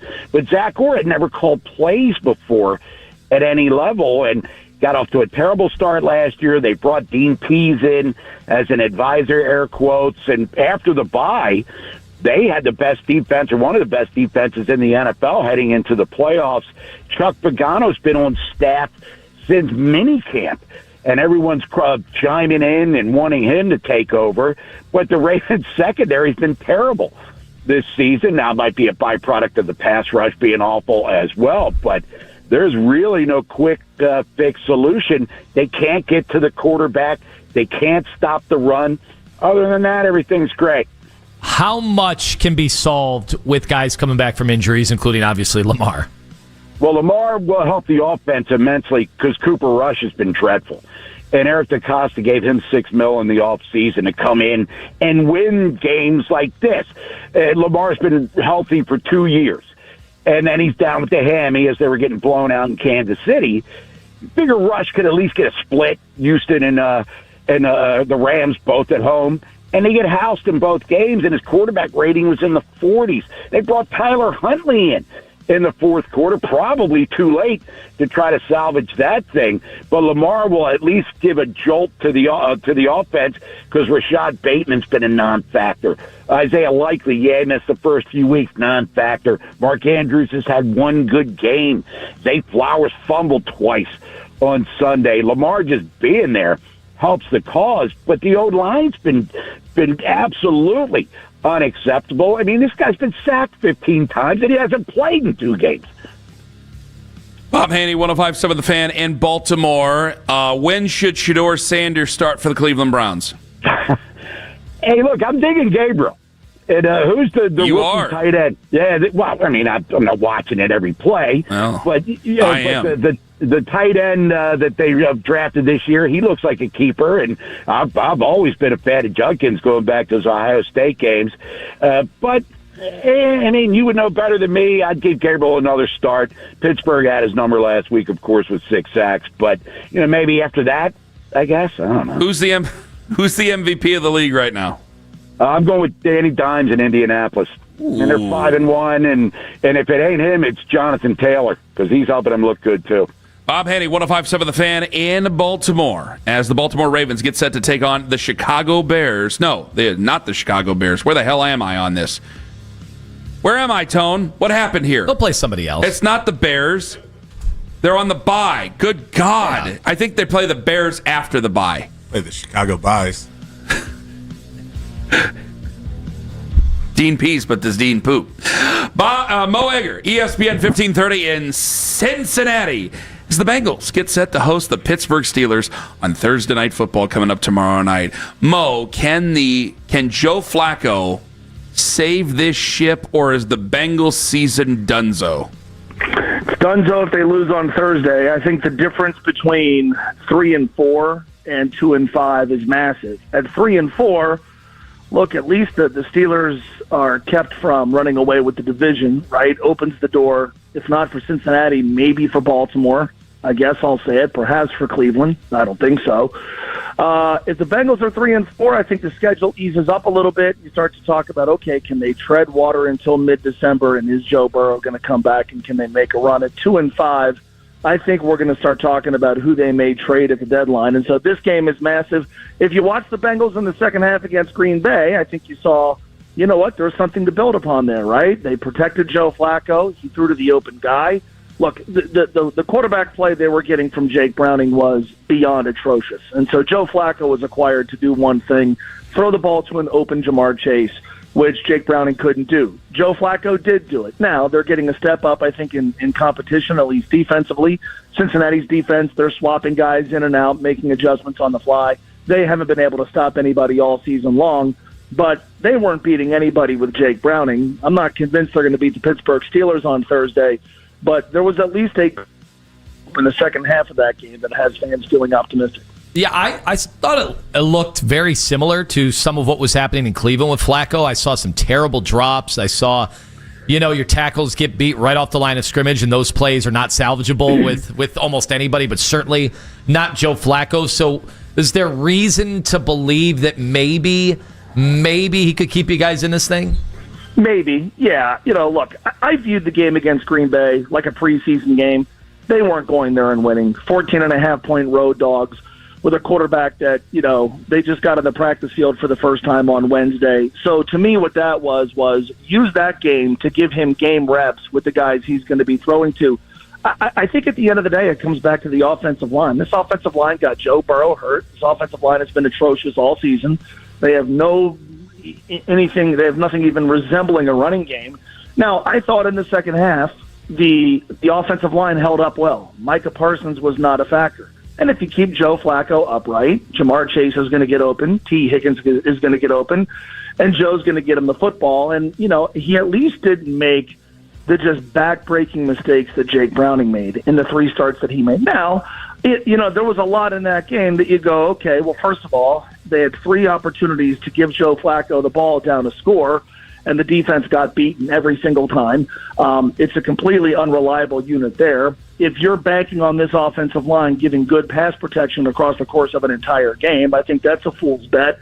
But I think had Jake Browning been the quarterback on Sunday, that thing gets ugly. I think if Jake Browning plays against the Pittsburgh Steelers, they have almost no chance of winning. I think if you can cling to the idea that they can protect somewhat reasonably well, and you assume that the Bengals wide receivers are going to be able to get open, Joe's going to get them the ball, I think it makes the game at least competitive, and weird things often happen on Thursday night, so I give them a puncher's chance, although I can certainly understand why they're 5.5-point home dogs. When should Shedeur Sanders start for the Browns? Last week, but we can't go back in time, so I'll say Sunday. Now, why is that? Why are you saying Sunday? Has Dylan Gabriel done anything to make you feel like, wow, this is really working? No. Are the Browns more interesting with Shedeur Sanders? Are they going to play the dude at some point? Don't you want to start to get answers as soon as possible? Yes. Possibly. Who's the MVP of the league right now? Joe Burrow, because you saw how the team totally fell apart when he got hurt. That's obviously not a realistic answer. I'll say Baker Mayfield. I haven't looked at the betting odds on the NFL MVP, but just given what he's done with that team, the injuries they've had, I know fans in Cleveland don't want to hear it, but to me right now, and this changes often as the season evolves, I'll say Baker Mayfield. Mo Egger, ESPN 1530 in Cincinnati as the Bengals get set to host the Pittsburgh Steelers on Thursday Night Football. Chris Muller joins us from Pittsburgh, 93.7 The Fan in Pittsburgh as they get ready to go to Cincinnati on Thursday night. Chris, is this the definitive game for T.J. Watt that he's supposedly better than Myles Garrett? Wait, which one? The one that I just watched or the one coming up the here? one that you just watched. No, I don't think so. I think Watt had a very good game. I think Garrett had a very high pass rush win rate. But the Steelers, I mean, to give Garrett a little bit of a nod here, I think the interested party, or the party that deserves credit, I should say, is the Steelers offense and Arthur Smith and even Mike Tomlin. They game planned to make sure that 95 couldn't completely wreck the game. And I think the difference is that T.J. Watt has multiple people around him who, if you game plan to stop T.J. Watt, are going to be able to wreck the game themselves. Herbig, Highsmith, Hayward, even Derek Harmon. I think Jalen Ramsey was probably the best defensive player on the field. So, no, you know what, Ken? When we have these discussions about who's better, 90 or 95, it actually bums me out for the Steelers and for the Browns to an extent, because if you're doing that and like spending all your oxygen as a fan on that, which many fans have on both sides of this, it means you're probably not a serious contender for anything that matters on a team level. That is a stunningly serious answer on Morning Drive for me right now.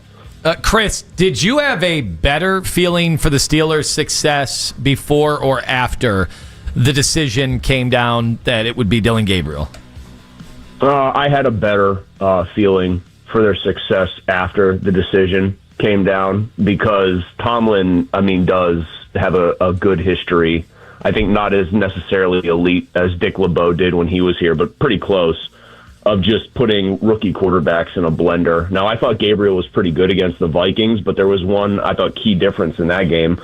The Steelers kind of figured this out, and then the Browns did too. You can run the ball right at the Vikings, despite all those exotic Brian Flores looks. And the Browns did it with Judkins, and I thought it put Gabriel in a good spot. They didn't really try, I think, once, what did he have, 12 carries? I thought Kevin Stefanski outsmarted himself. I'd have made sure Judkins had 20-plus carries in that game. They didn't do that, and I thought that put Gabriel in a very bad spot. I thought maybe when Mike Tomlin said what he said about the Joe Flacco trade, there was a little bit of a defense of Kevin Stefanski as a head coach, because Mike Tomlin's obviously been a long-time head coach. I think that head coaches don't like that sort of thing, having to trade a guy who started the season. Well, how much more of it was more, though, that he has to take on Joe Flacco instead of Jake Browning now? I think it's twofold. I don't know if it's a defensive Stefanski so much as I think Mike Tomlin is a certain way about football and sees a guy like Andrew Berry, who's like an analytics guy, and basically wants to scream nerd at him and like wants to make fun of him. I have it on good authority that Tomlin was heated about that trade before the Browns game even got played, and was like very much of the mind that he wanted to make a statement about it in his next press conference. Oh yeah. He was using some colorful language that you can't say on the radio before the Browns game even started, because he was so mad about that trade. And there's one reason why. Mike Tomlin is, on some level, you can just say it in these terms, afraid of Joe Flacco. It certainly means he respects Joe Flacco. It certainly means that he takes Joe Flacco seriously, and he should, compared to Jake Browning, but he fears him. It's because Joe Flacco knows the answers to the test. Like, Mike Tomlin is going to put that exam in front of Dillon Gabriel, and no matter how much Kevin Stefanski prepares him, Gabriel just hasn't seen it before.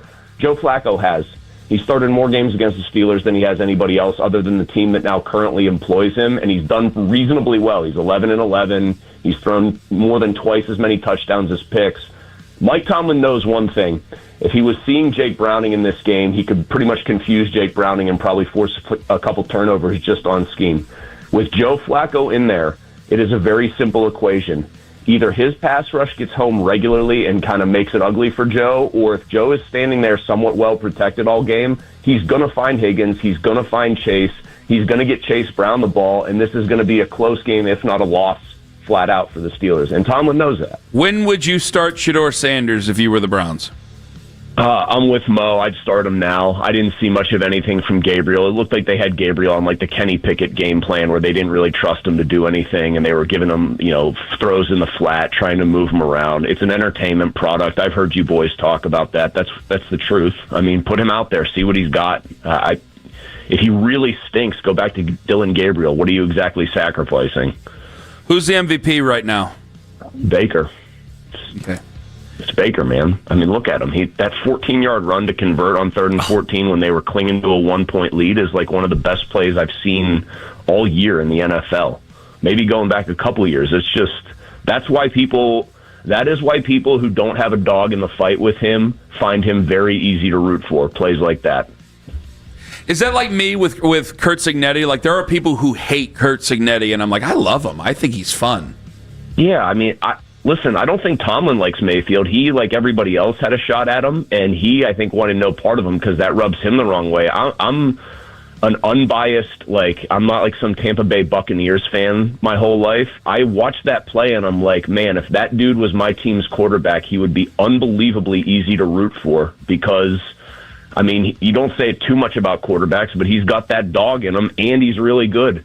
He had Tez Johnson thinking they were chanting MVP for him. Yeah, I mean, the stories there are really fun, and he's just playing at an ultra-high level for a 5-1 team. Thank you very much, Chris. Chris Muller, 93.7 The Fan in Pittsburgh, part of the great triumvirate that is around the AFC North. Remember, all guests appear on the Fan Hotline. Bob Haney, 105.7 The Fan in Baltimore. Mo Egger, ESPN 1530 in Cincinnati. Chris Muller, 93.7 The Fan in Pittsburgh, Pennsylvania. See, that's why I think we should be making a bigger deal about it. I'm going to let that dog lie. We got other things to talk about. At least I'm going to do it for right now. I got to ask Zach because it's nonsensical. If Mike Tomlin's walking around cussing as a football guy and there's all, you cannot tell me that they saw it on the same page. And if you believe that they weren't on the same page and trading away the guy that started their season and that you're running an offense where it was you're not letting Dylan Gabriel do anything because you don't trust Dylan Gabriel, quote unquote, then yeah. He should be mad, and that should be a big deal that we're talking about it, but they're 1-5 and nobody gives a damn. Coming up next, you let Shanahan leave. You apparently let Vrabel leave, even though I think differently of that. You let Callahan leave. Could we be making the same mistake with somebody else who's currently on the Browns staff? Ken Carman, Anthony Lima, take us with you to work on the free Odyssey app, where we do have to mention a certain contract that you're going to hate, but it's going to end up being a good deal. Anthony Lima, 4.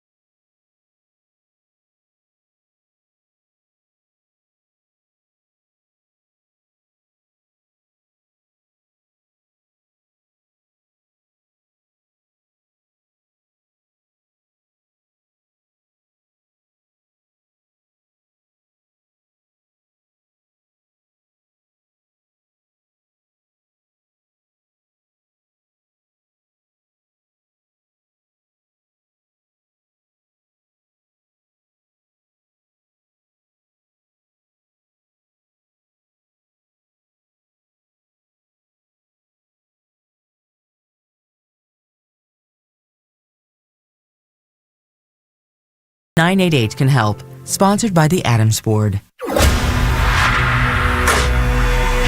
Headline sports news every 20 minutes from the University Hospital's sports desk. We are Sports Radio 92.3 The Fan.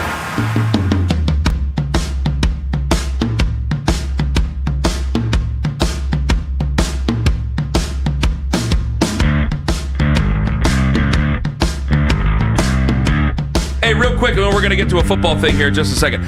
Austin Hedges' contract. So let me take something back here that I said earlier this year. To a degree, when they lost like 7 in a row and then they had the 10-game losing streak, during the 2 losing streaks of that, did they have another 7-game losing streak going? Or they lost 9 of 10. Wow. And then 10 in a row. It still made the postseason. I remember I had said, well, they won more than they lost. And I was yelling about some of the things that they didn't do in the offseason, but I said at least you gave Austin Hedges $4 million, who's basically another version of Slider. I do remember saying that. Clearly, when they've made another run to the postseason, I'm sure a lot of people have a higher standard than me, or they want to be nasty about it. Fine. Clearly, he adds something to the clubhouse. Clearly, he adds something great to the clubhouse. And everybody can't be lying. Yes, if they're able to go to the postseason twice, $4 million, that's $4 million. Somebody said they should make him a bench coach. I go, not if you're getting paid $4 million. They probably don't have anything behind Bo Naylor right now. And Bo Naylor, here and there, we'll see. Yeah. They had something behind Bo Naylor. People forget David Fry was a catcher. And then he got hit in the face by a fastball. Well, he'll be wearing a mask next year. He will be, but how will his arm be? His arm should be better. Right. But how will his vision be? That's fair. Damn it. We'll see. Now you're making me nervous. Hopefully he'll be okay. I know that what he needs nasal procedure there or something. Okay. Hopefully he'll be okay. But you're right about that. Yeah, make him the bullpen coach, but he's making more than a bullpen coach would make. You making $4 million? Making more than Vogt is. Yeah, go put him out there. Probably. Damn hell, I think you're right about that, actually. So he's worth it. He's worth the $4 million. But as somebody pointed out, and they were right about this as well, it's not necessarily his contract. It's probably the only move they'll make.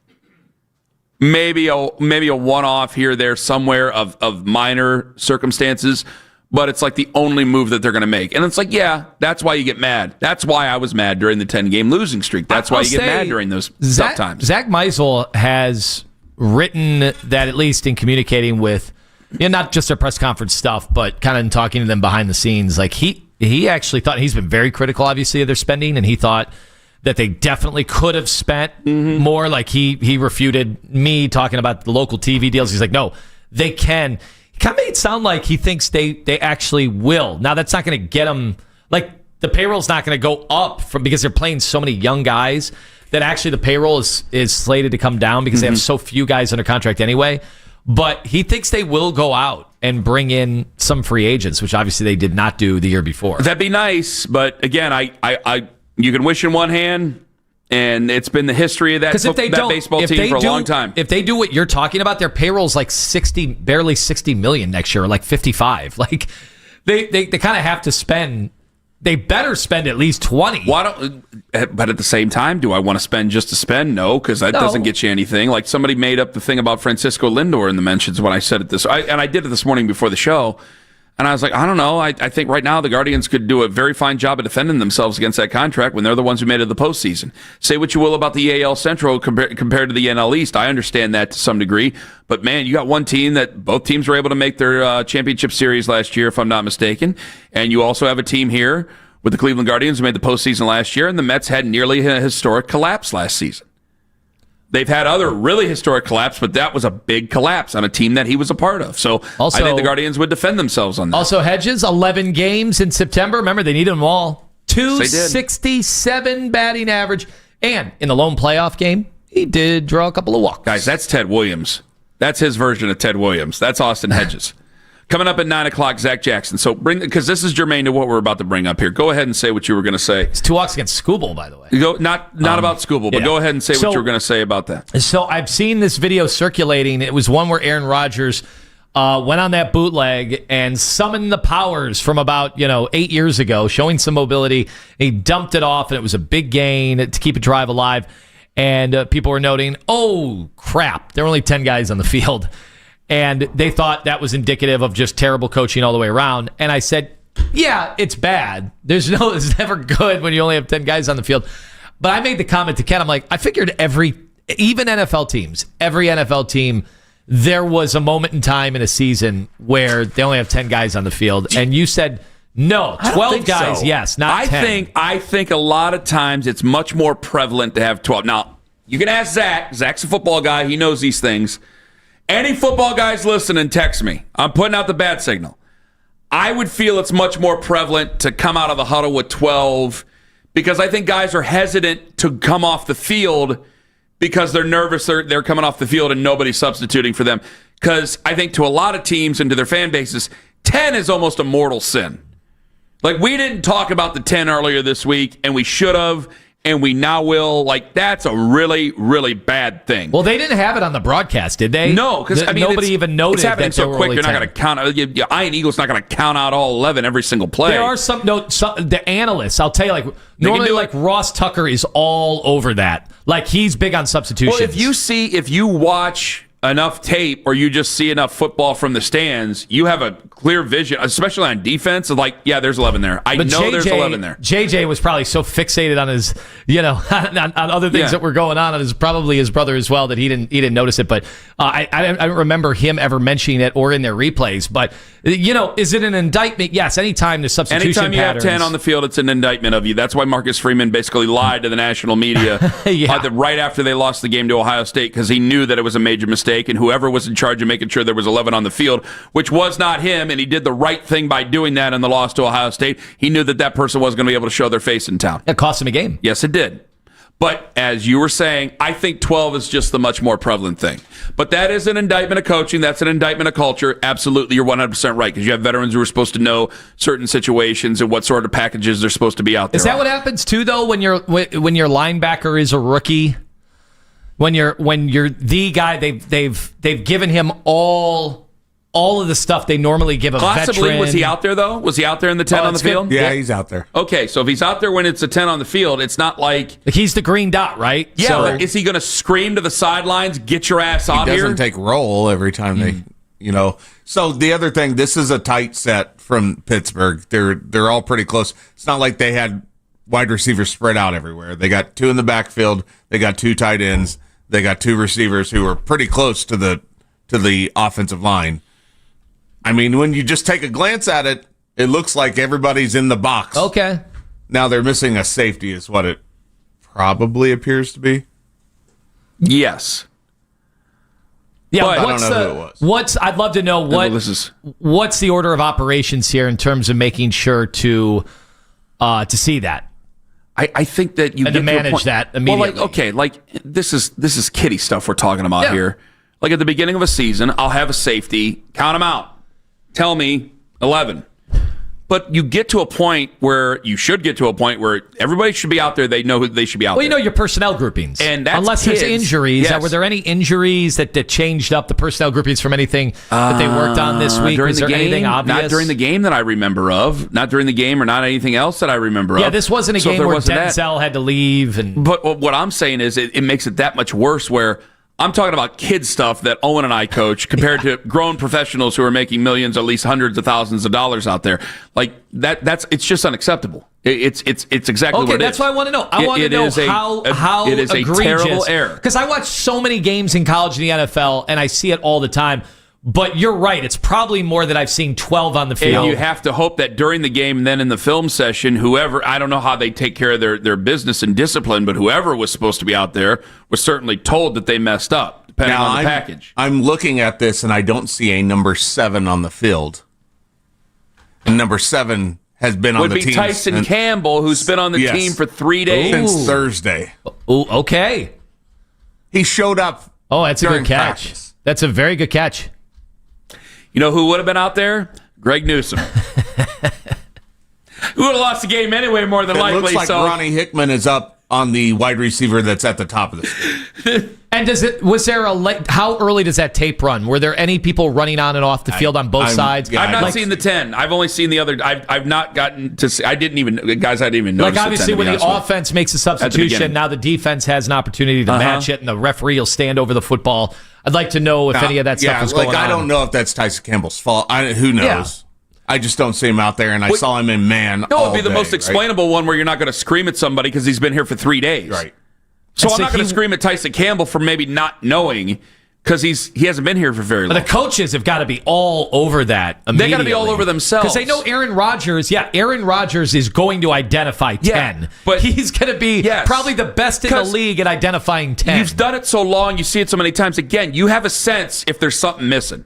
You're looking around, you go to the line, you survey it, they're calling out the mic, they're calling out what they need, and then you're looking around going, something's missing here, we got to go, let's go.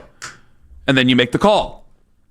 Was this nitty gritty, or was this just that was just nitty gritty without nitty gritty music? Or was that, like you said, this is stuff you teach at junior football? Yeah, but if it ended up being Tyson Campbell, you would at least feel better that it's Tyson Campbell. If it was somebody else, like a veteran on this defense, you go, come on, get your head out of your ass and get out there and know what we're doing here. And the same thing would have to be said for Jim Schwartz, which is who I was planning on talking about right now. Because there is a question about Jim and what his future is. Ken Carman, Anthony Lima, that and Marcus Freeman could be on the move. Ken Carman, Anthony Lima, fat and thin in the morning on the Fan. Anthony Lima.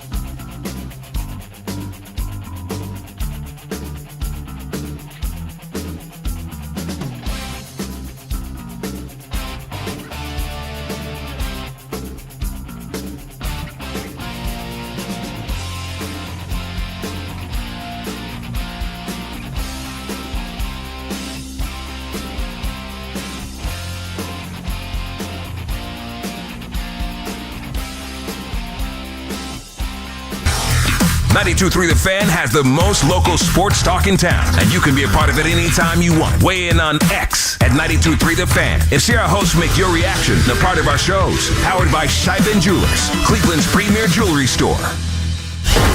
Miss one day and you miss a lot. We are the radio home of the Cleveland Browns. Here we go, Brownies! Here we go! 92.3 The Fan.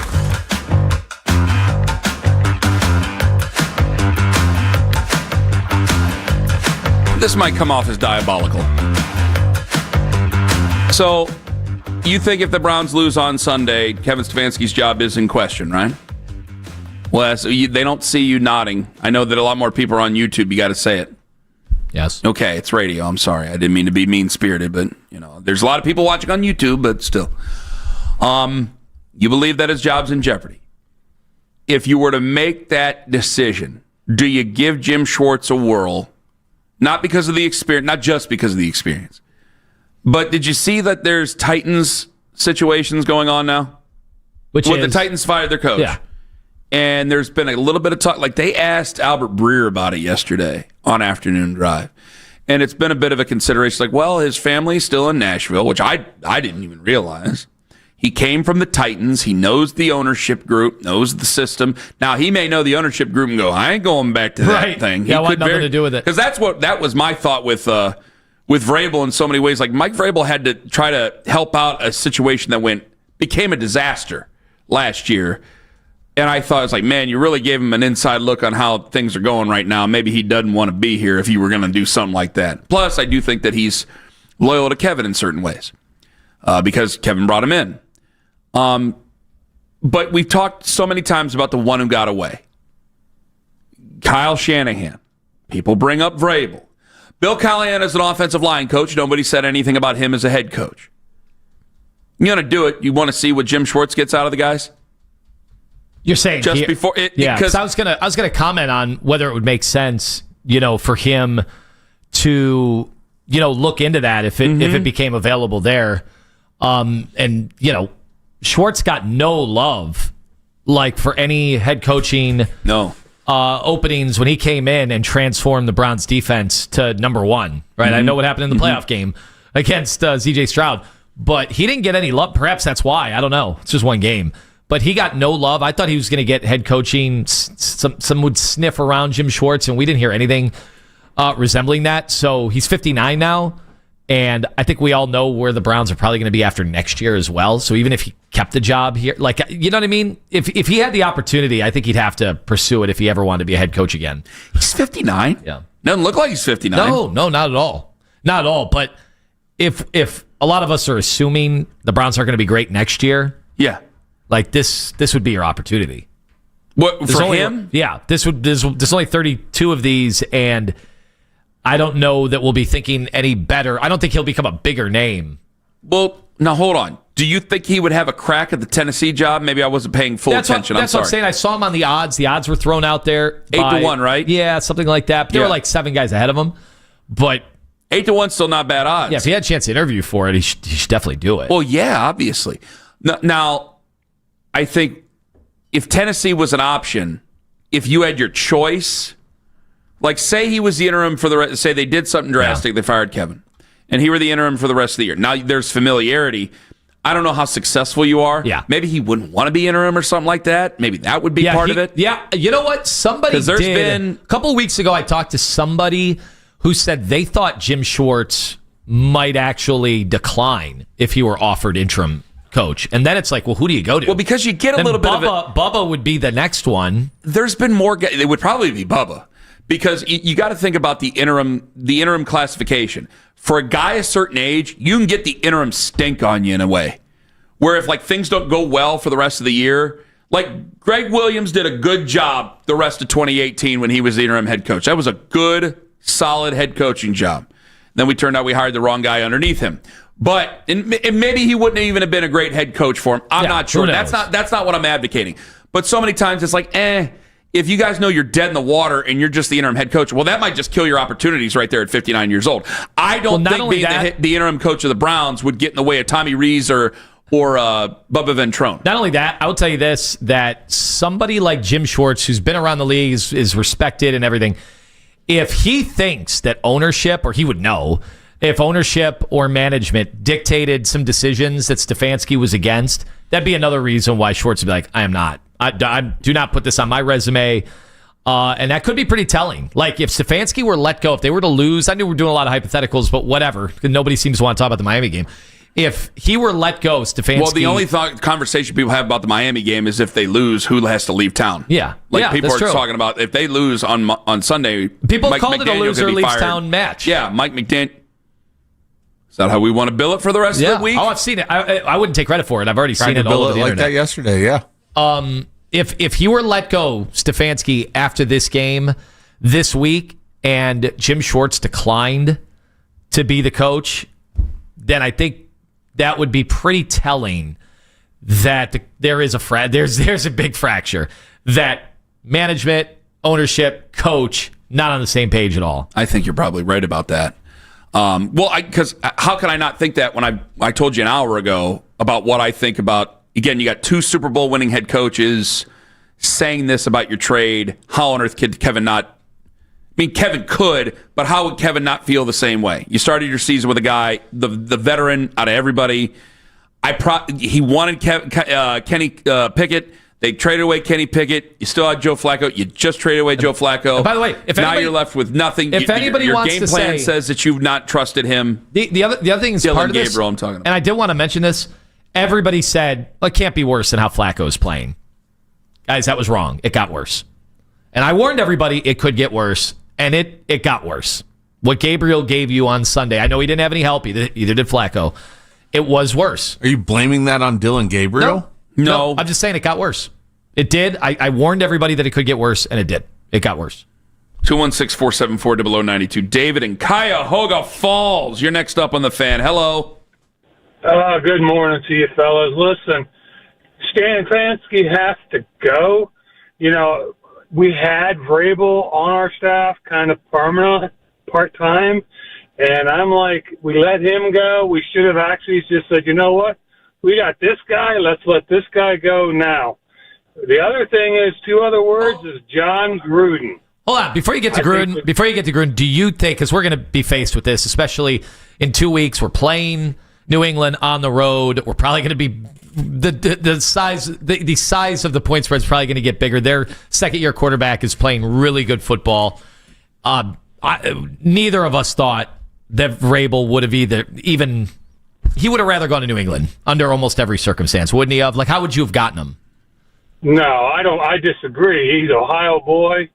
Yeah, honestly, if this would have been thrown at him, I don't think he'd have any regret at all. I mean, I totally disagree. I think he's been living in New England. I totally 100% disagree. Okay, well, let's back up and talk about John Gruden then. Okay, what about him? Another Ohio boy. I mean, listen, we gotta start where. Well, we can't just take guys. Well, wait a minute, David. We can't just take guys. Ohio guys isn't. I mean, that's a nice thing for fans, but that isn't an end all be all. I mean, there's been plenty of guys from Ohio who haven't been very successful. Well, honestly, you know what? I'm just getting tired of outsiders not coming through. Yeah, I'd rather have someone inside that tried. I mean, listen, I've been a Browns fan for 60 years. For 60 years, I've watched this stuff, and it's just getting to where I'm like, I'm almost to the point where I'm thinking about starting to root for Steelers. Oh, come on! I want a winner. I want to start. You can't turncoat if you've been a Browns fan for 60 years. You got to see it through to the end. You've waited this long? Yeah, exactly. You can't go to the Steelers if you've been doing. Buddy, if you were 35, if you were 40. If you were 45. Anything past 50, no. Nuts. I mean, there's been plenty of guys from Ohio who haven't been very good coaches. Or players, whatever. Does you want Urban Meyer? Urban Meyer's from Ashton Bueller. Do you want to give her? Oh, well, I think at this point, a guy like David's going to want anybody. You want but Rob Chudzinski? Bring him back. Rob Chudzinski's from here. I'm not saying the other name. Somebody said Bobby Knight already, right? Yeah, technically, yes. Not for the Browns job. Now, he was born here. Was he buried here? And Did was he tell buried everybody face down, or was he buried on his back? I know where you're going with this. There you go. I know where you're going with this. You animal. My God. I'm not saying the other name. His dad listens to the show. We're not going to do that. Oh, you want to say? No, shut up. Zack Jackson going to join us at 9 o'clock. His dad does not listen to the show. We'll ask Zach if you know who's going to get another opportunity if New England continues to play well. Could Kevin Stefanski officially... I'm not reading that text from somebody in the media who was listening to the show right now. George, keep your opinion like that to yourself. Could Kevin Stefanski officially be on the hot seat if they lose to Miami on Sunday? Zack Jackson joins us in 5 minutes on The Fan. Anthony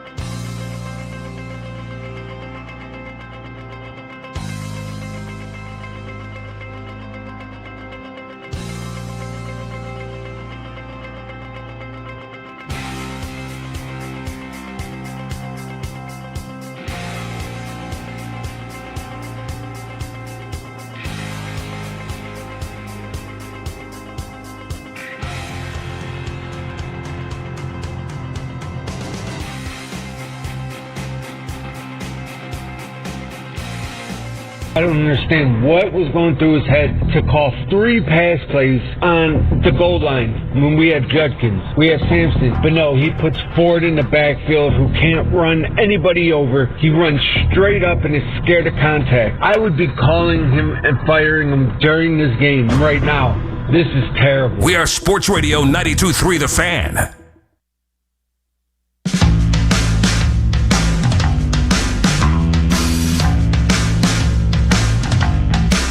We got Zack Jackson in just a moment, but first there's a contest that you could win and go have fun things happen. Yes, big fun things. Enter the code word RED at 923thefan.com before 10 a.m. Your chance to win a pair of tickets to see Rush 50-something tour, September 17th and 19th, 2026 at Rocket Arena. Tickets available at rocketarena.com. In fact, the band will probably come hang out with us like Nick Swartzen did on Monday. We gave away tickets to that. And then Nick Swartzen showed up. A friend of mine hung out with Alex Lifeson once at his hotel. Ooh, tell me more about exactly what happened there. Wanted him to sing a Tom Sawyer song, but he was calling it Diane Sawyer. I don't know what's going on. And it's all from Live Nation Sports Radio 92.3 The Fan. The code word RED at 923thefan.com to see Rush. Let's go to the fan hotline. We welcome in Zack Jackson. I don't know if he likes Rush, but I know he likes football. I don't know if he likes Browns football right now. Zack joins us right now this morning. Hello, Zack. This week, you're blaming Tyson Campbell. Next year, you'll be blaming Matt Campbell. I'm not. Why do we even bother? Why do I even bother? They can see my face now, so I'm not going to do anything.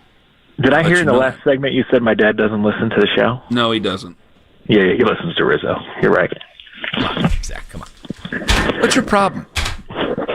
What did I do? What did I do to you?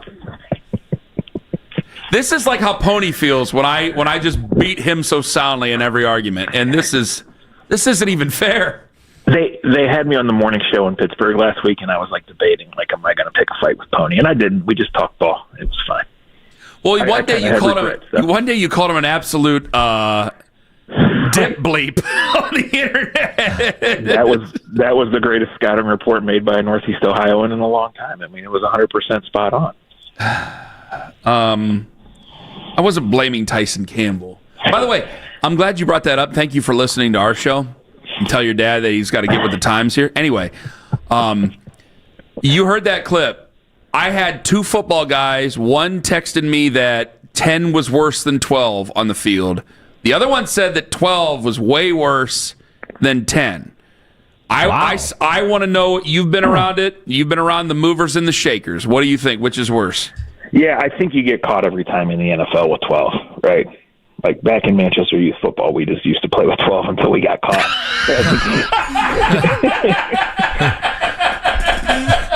That's why we've been losing. I've been counting players. Damn it. Yeah. But I think in the NFL you get caught every time, and it happens. I was not familiar with that play. Like, I do like to watch the substitution patterns and things, or especially early in the game, to kind of get a feel for how they're matching and how they're trying to do that. But I was not aware on that play. I mean, I remember the play, because of the result. But like, the story of that game was the Steelers knowing that 2-yard plays were fine and that 4-yard plays were better than fine, because they just knew that they only needed to get to a certain number, and they knew the only way they could lose was to melt down, right? And they obviously don't want to get their old quarterback hit. It's the worst scheduling spot in history. You can chalk it to that, but I thought the Browns defense played like a group that was in an awful scheduling spot and saw a starting cornerback get traded at 11 o'clock on Wednesday night. Yeah, I agree. Totally agree. Go ahead. All right, Zach, obviously, you don't only lose to Pittsburgh, but you have their head coach, talk about very publicly, what your GM did. I mean, this is a rivalry. These two teams obviously all know each other, involved very well. How surprised were you to hear Tomlin not just mention the GM publicly, throw the name out there? Yeah, so the way he chose to answer that question was certainly interesting, right? He knew the question was coming. He wanted the question to come, which I heard that, and I knew that already before I heard it on around the AFC North this morning. But I thought it was very interesting how he chose to answer that. So it is a rivalry. He did feel personally attacked by giving the Bengals a lifeline, regardless of what people here think or how that turns out. So it still was interesting how he chose to do that. And look, that's a situation that they're in here. And I think in the past, this organization has worried what people say. And I think in good organizations, they don't care what Pat McAfee says or what another coach says or what people say. But, I mean, to me, guys, it's really not about the quotes or the numbers as bad as they are. Like, how has this looked? And it has looked so bad for this offense. Like, it just looks so bad. And so I don't think that the coach is going to get fired next week. But if they lose this game and it looks like that again, then it's, the season's already over. And frankly, they've been acting accordingly for a long time on that. But I think it's a fair discussion. When I got in the car this morning, the first thing I heard Ken say is when Kevin Stefanski gets fired, right? And, like, when you're having those discussions, whether it's May or October, it gets real. And it looked so bad, that offense, the other day, in addition to the other things. That it's just like, what is going on here? In defense of my statement, I mean, I could say that if he won a Super Bowl over the last 10 years. I mean, that's no doubt. I get what you're saying. Because now I want to ask you, and probably this is a question for next week if they lose to the Dolphins. But, okay, I think a lot of people who are Browns fans probably think they're going to lose that game too. So let's ask this question here. If they fire him, I go, well, what does it truly accomplish other than punitive? What does it truly accomplish? Because I still don't think that this is going to go in the right direction. And you heard that explanation, but for people who are just jumping in, I said, I don't think the rest of this season is going to go very well. And they still got tearing down to do next year. So I don't think 2026 is going to go too particularly well. But if you left Kevin in charge, now you got the sour taste going into next year. So I don't see a scenario where this actually gets saved for him. But that doesn't mean I just fire him now because I'm mad at the Browns. I don't want to fire anybody because I'm mad. That's not a reason you fire people. Yeah, I think there's two avenues there. One, Ken, when you look at the cap and you look at 14 rookies on this roster, like, there's a pretty good chance that they could be worse next year, like, just in terms of the competitiveness from how they build, because all the offensive linemen are probably leaving, right? And they're already bad. So, but the other thing is, you're right, that I don't know what that fixes. I think, but you are playing for the future, and you have to look at dynamics with so much of the season left. And it would be in the body language of the leaders. It would be in just the disgust of the uncompetitiveness of the product. I think they'll win this week. I don't think it'll happen. But that's what you have to ask. What does it really solve? Well, I think you have to take a deeper dive into the human part of it here and what's really going on. So, look, there is so much season left. And internally, they need to obviously fix it and put out a more prepared, visually better, obviously more competitive product this week. But then, like, what can you salvage out of this season? And what can you do differently? There's a lot of teams in crisis that are way better than the Browns right now. There's a lot of teams that have worries right now that are way better than the Browns. Do the Browns have more? Sure. The Browns have chosen this offensive line. That is the biggest problem. And when you look at the receiving core and you look at the quarterback play, to think that those things aren't the biggest problem, I mean, it just feels completely broken. Well, Zach, that's part of the issue, too. And Lima, I don't mean to take away a talking point from you, but Lima got exasperated last week. He goes, Ken, what the hell is their plan? Zach Zender isn't even eligible to play, basically, or active to play. Right. And the guy they took to replace their failed first-round pick, he keeps getting hurt, so you can't put that guy back out there. It's like, man, this is an offensive line that needs a complete retooling. And the only thought I have that's any sort of positive thought whatsoever is that, yeah, they'll probably trade away Ethan Posick here over the next few weeks, and then they'll put Luke Whippler out there, and he seems to have done a pretty decent enough job as a center. Okay, that's one. What am I going to do with the other positions? Yeah, no, it's hard. It's hard. So, this is why it was hard for me to do my podcast, right? This is why it's hard to write a follow-up article after these games, either the hour after or the day after. Like, what we've seen is just a product that's going nowhere. And so, yeah, let's look at the other side, Ken, right? Those guys in Miami have been there a number of years, and they're going to get fired, the GM and the coach, right? Well, why are they going to get fired? Because the quarterback's not good enough, because the drafting hasn't been good enough, because they don't win. So, like, what else is there? There's no gray area here. Like, if they choose to stick with this regime, then either there's a huge turnaround coming or there's something that we don't know and we'll never know. Because the product we see every single week is subpar. The most expensive roster in the history of the NFL last year went 3-14.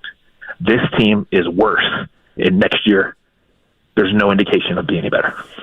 All right, so obviously, Zach, then the next question is, what happens at quarterback the rest of the year? You know, how many weeks is Dylan Gabriel going to be given? And then at what point do you go to Shedeur? And then obviously there's another guy on the roster that nobody likes, especially Ken, likes to talk about. Yeah, I mean, you'd like to land that A-dot right on like exactly a 5.0 or something like that, right?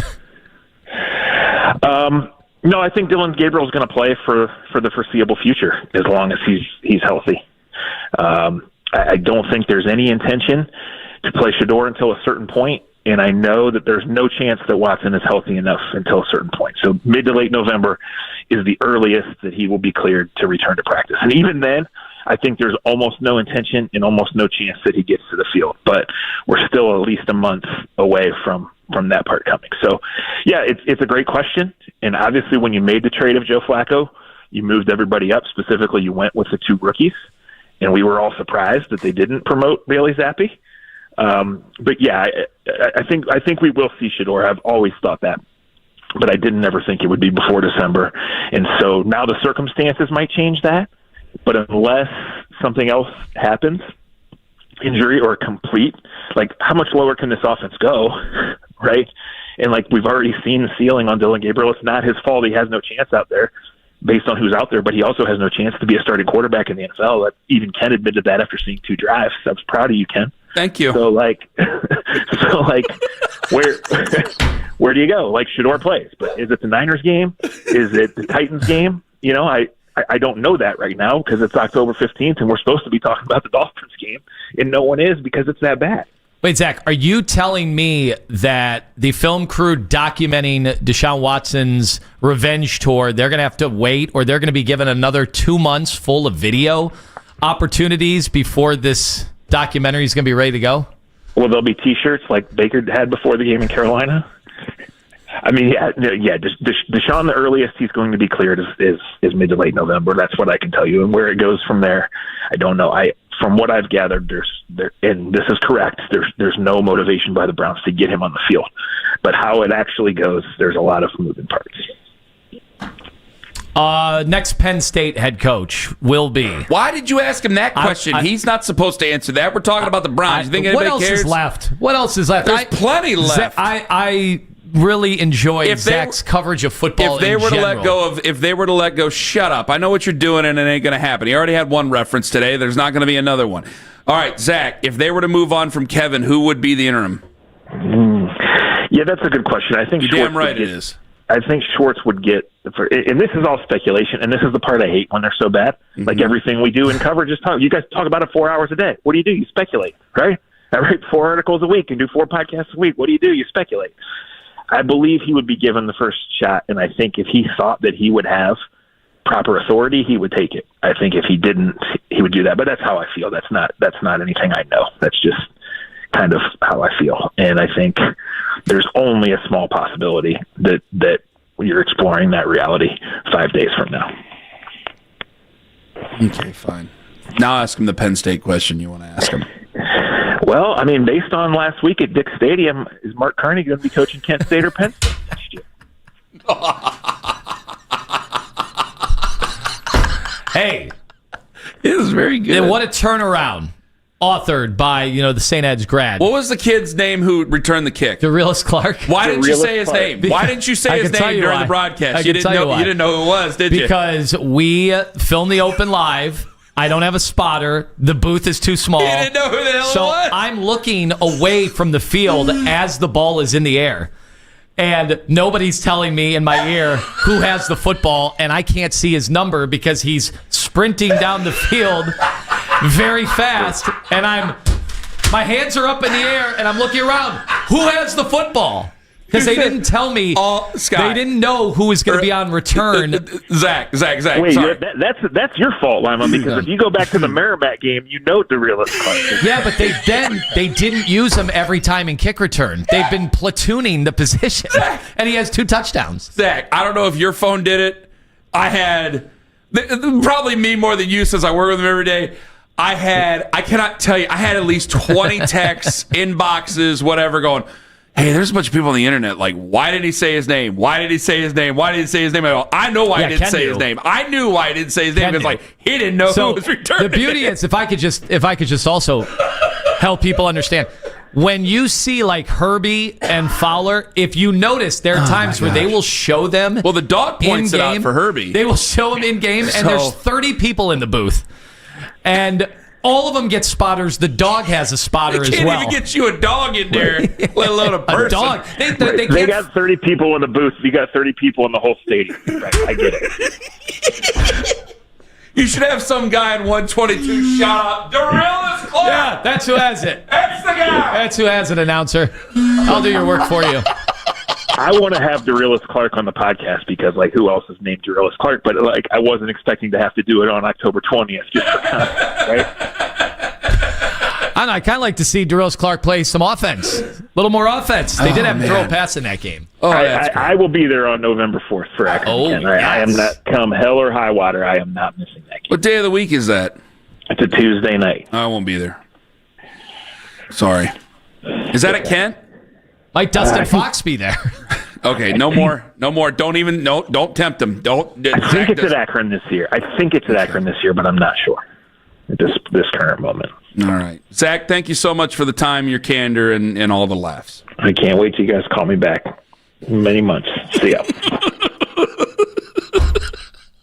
Zack Jackson on the Fan Hotline. What'd you want to unpack from that? He said it's the offensive line. I mean, he said that's the reason the offense is so bad right now, the offensive line. And guys, that's a huge indictment on the GM that people think because he had a good rookie class that he should just get carte blanche and have the job for another year. Let me look right at the camera and say this. This is exactly why, guys. Like, I like Shedeur too, but you know he's not set up for success. And I don't think that they did this on purpose. This is the situation of what it is. You're going to get to see him, and there's no way you're not nervous about him taking over. Unless you are totally blind to everything that's ever happened, there's no way you're not nervous about him eventually taking over this offense. Because that is terrifying. Terrifying. More on that coming up. And are we going to play the clip of him by the end of the show? Can we please do that? By the end of the show? I'm just going to leave. I'm just going to leave the show, walk out. Listen to that.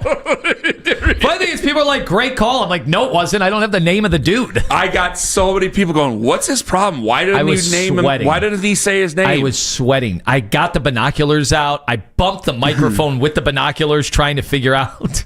To me, there's a difference between Kurt Cignetti and Marcus Freeman. One is a little bit too old. Ken Carman, Anthony Lima, live on the fan. Friends, Ken Carman.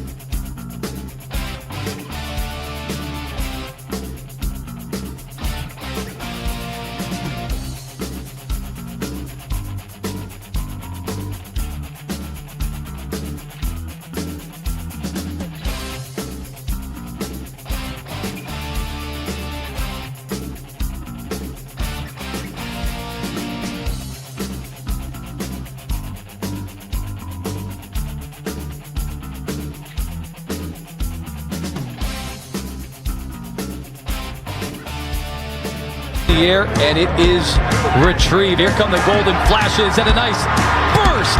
This is going to be how you want to start a football game. Unbelievable return. It's a touchdown for the golden flashes right out of the chute. Unbelievable speed by DeRelis Clark, the fastest man in the building today. The fastest man in the building 30 today. seconds. It took you 30 seconds. Hey. Audio courtesy of ESPN and complete confusion. Yeah. Bad dream. At least I got the right You did team. everything that you could to provide. At least I got the team right. That's Our true. football season will end either this weekend or next weekend. And after that, Axel Carman will be your spotter. I'll go sit in the stands. Now that would be awesome. He'll know who it is. He'll help you out. We don't have room in that box. But he's small. So you'd have to go to an Akron game. He's 10 years old. He's small. So it's not like if I was in there, no way, Ken, you can't do it. But him, he's small. Nobody knows he's mine because he's always the smallest. They always think the biggest kid on the team is mine, and he's not. It'd be a lot easier, and it'd be a lot more easy to explain, but no. So that is so Lima called a game between UMass and Kent. It was Kent's two teams in rebuild mode. Well, Kent State's further along than UMass is. Holy cow! Wow. So it was homecoming day for Kent. So they got a good opponent for homecoming. You know there. who UMass's coach coached with? It was Mark Whipple, but who is it now? PJ Fleck. Wait a minute. The Fleck disciple. Who is it? Because he was at Minnesota. I'll have that name for you shortly. DeRelis Smith. Oddly enough, Kenny Burns was also a disciple. Yeah. He's no longer the coach at Kent. Joe Harris-Simic is his name. There we go. Harris-Simiak. Thank you, Mitch. Yeah. Thank you. So, Lima was on the call, and he couldn't see, and they did it live. Bleep it, we'll do it live. He wrote it, and they'll do it live. And This is going to be how you want to start a football game. Not with a broadcaster. That's the way a broadcaster wants to start. You did a good job of filling it in. You were literally short of going, each team has 11 men on the field. Literally all I was hoping for is all wearing helmets. Is that it didn't return all the way to the touchdown. That's the only thing I was hoping for. Just don't score. That's all. He has cleats. And he's running fast. Next thing you know, it's on ESPN. It's on Bleacher Report. And most people are like, great call, Lima, great call. And I'm like, no, well, you're just not looking at it the way a broadcaster would. And then some people said, you're disrespecting, the guy who scored the touchdown. Uh-huh. This is going to be how you want to start a football game. I cannot tell you how many texts I got. I've been waiting to do this all week. I got so many people going, why wasn't he going to say the name? And I'm like, I know why he's not saying the name. I wouldn't say the name. I didn't answer a single person. I don't know if they knew. I think there were several people on the internet who said you didn't know how to say his name. You didn't believe his name. Lots of things I'm not even going to say on air that was put on the internet. Had it have been the guy that committed to Eastern Michigan, who has an NIL deal, well, you're going to get that one day already. There'd be a legitimate question on whether I'd be refusing to say his name. You are going to get that one day, and my friend, in the factory, I'm going to sit there and eat Daisy Dips with a tux on, watching that Eastern Michigan football game. When you get ready to call that, buddy, should we have him on the podcast? That's up to you. I think I'm out that day. And start the podcast with, could you please say your name, identify yourself? Just look it up. Hey, you've done a ton of news stories. That's how they always start when you get, witnesses saw. They always have you look into the camera and state your name. Yeah. Spell it for us, please, if you can. Thank you. Hang on. Noah is his first name. I know that. We're not going to go any further with that. Anyway, Zack Jackson was on with us. And he was honestly, that was probably the funniest interview Zach's ever done with us. And Zach is pretty funny in a very cynical way. And we asked him about the product, about the Browns, and he said it's a product going nowhere because we talk about the future of Kevin Stefanski, and I don't know if it's... I know that people want him fired. I know that you want him to pay for his crimes against the Browns. I just don't know if it's going to do any good, and this is what Zach has to say. what we've seen is just a product that's going nowhere. If they choose to stick with this regime, then either there's a huge turnaround coming or there's something that we don't know and we'll never know. Because the product we see every single week is subpar. The most expensive roster in the history of the NFL last year went 3-14. This team is worse. And next year, there's no indication of being any better. I think this team will actually be worse than it is next year. Because your offensive line is going to be in tatters.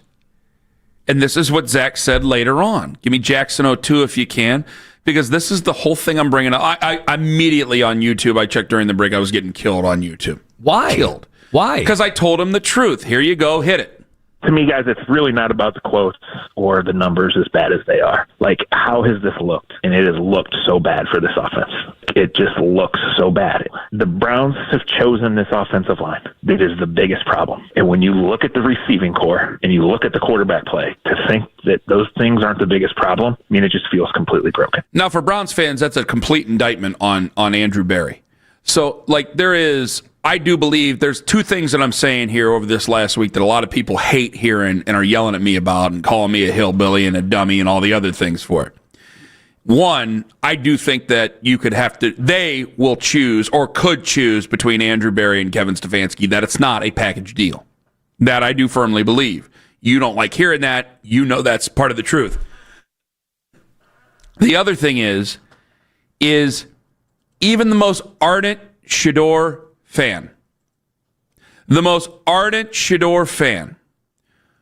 would have to admit they're nervous about when he takes over based on everything there. Joe Flacco struggled. Joe Flacco's got 18 years experience. 18 or 20? Is it 20? 18. Either way, it's a lot of experience. Like, in some jobs, he could actually retire with full pension in regular life, let alone being in football. He struggled with the offensive line. Dylan Gabriel, clearly struggling with the offensive line and the offense. Shador, again, I don't think that they did this on purpose to railroad him or anything like that. But you know how the Browns have been, and they haven't always handled situations the very best. You had him throwing the ball boys. He was going to Baldwin Wallace to get extra work in. 2 weeks ago, was it 2 weeks ago? He was your emergency break glass in case quarterback. Now he's number 2, and now you're going to put him number 1. We argued whether or not he was even getting practice reps. Yeah.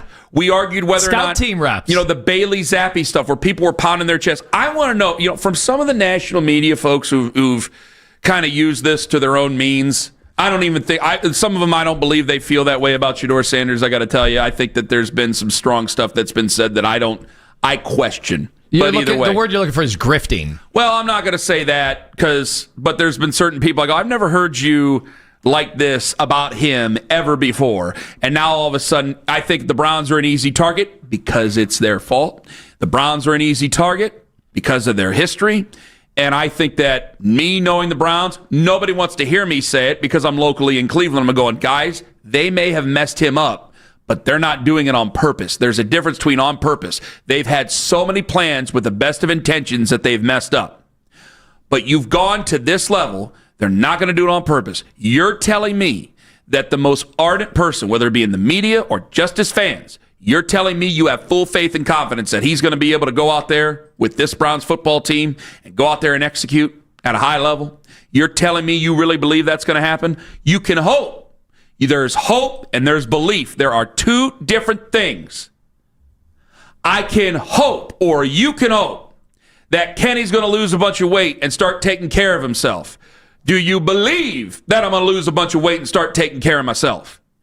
You can hope that Shador Sanders goes out there and defies the odds, because the odds are right now your offensive line will not protect you. The odds is that your offense is archaic and predictable because your weapons don't necessarily know what they're doing. Maybe with the exception of Jerry Jeudy, the problem is Jerry can't hold on to the football right now. So the other weapons you have are either young, not really good to begin with, or guys who are unproven because they still don't know the offense. Harold Fannin Jr., who does have a lot of potential, but is still a rookie. Quinshon Judkins, a ton of potential, but is still a rookie.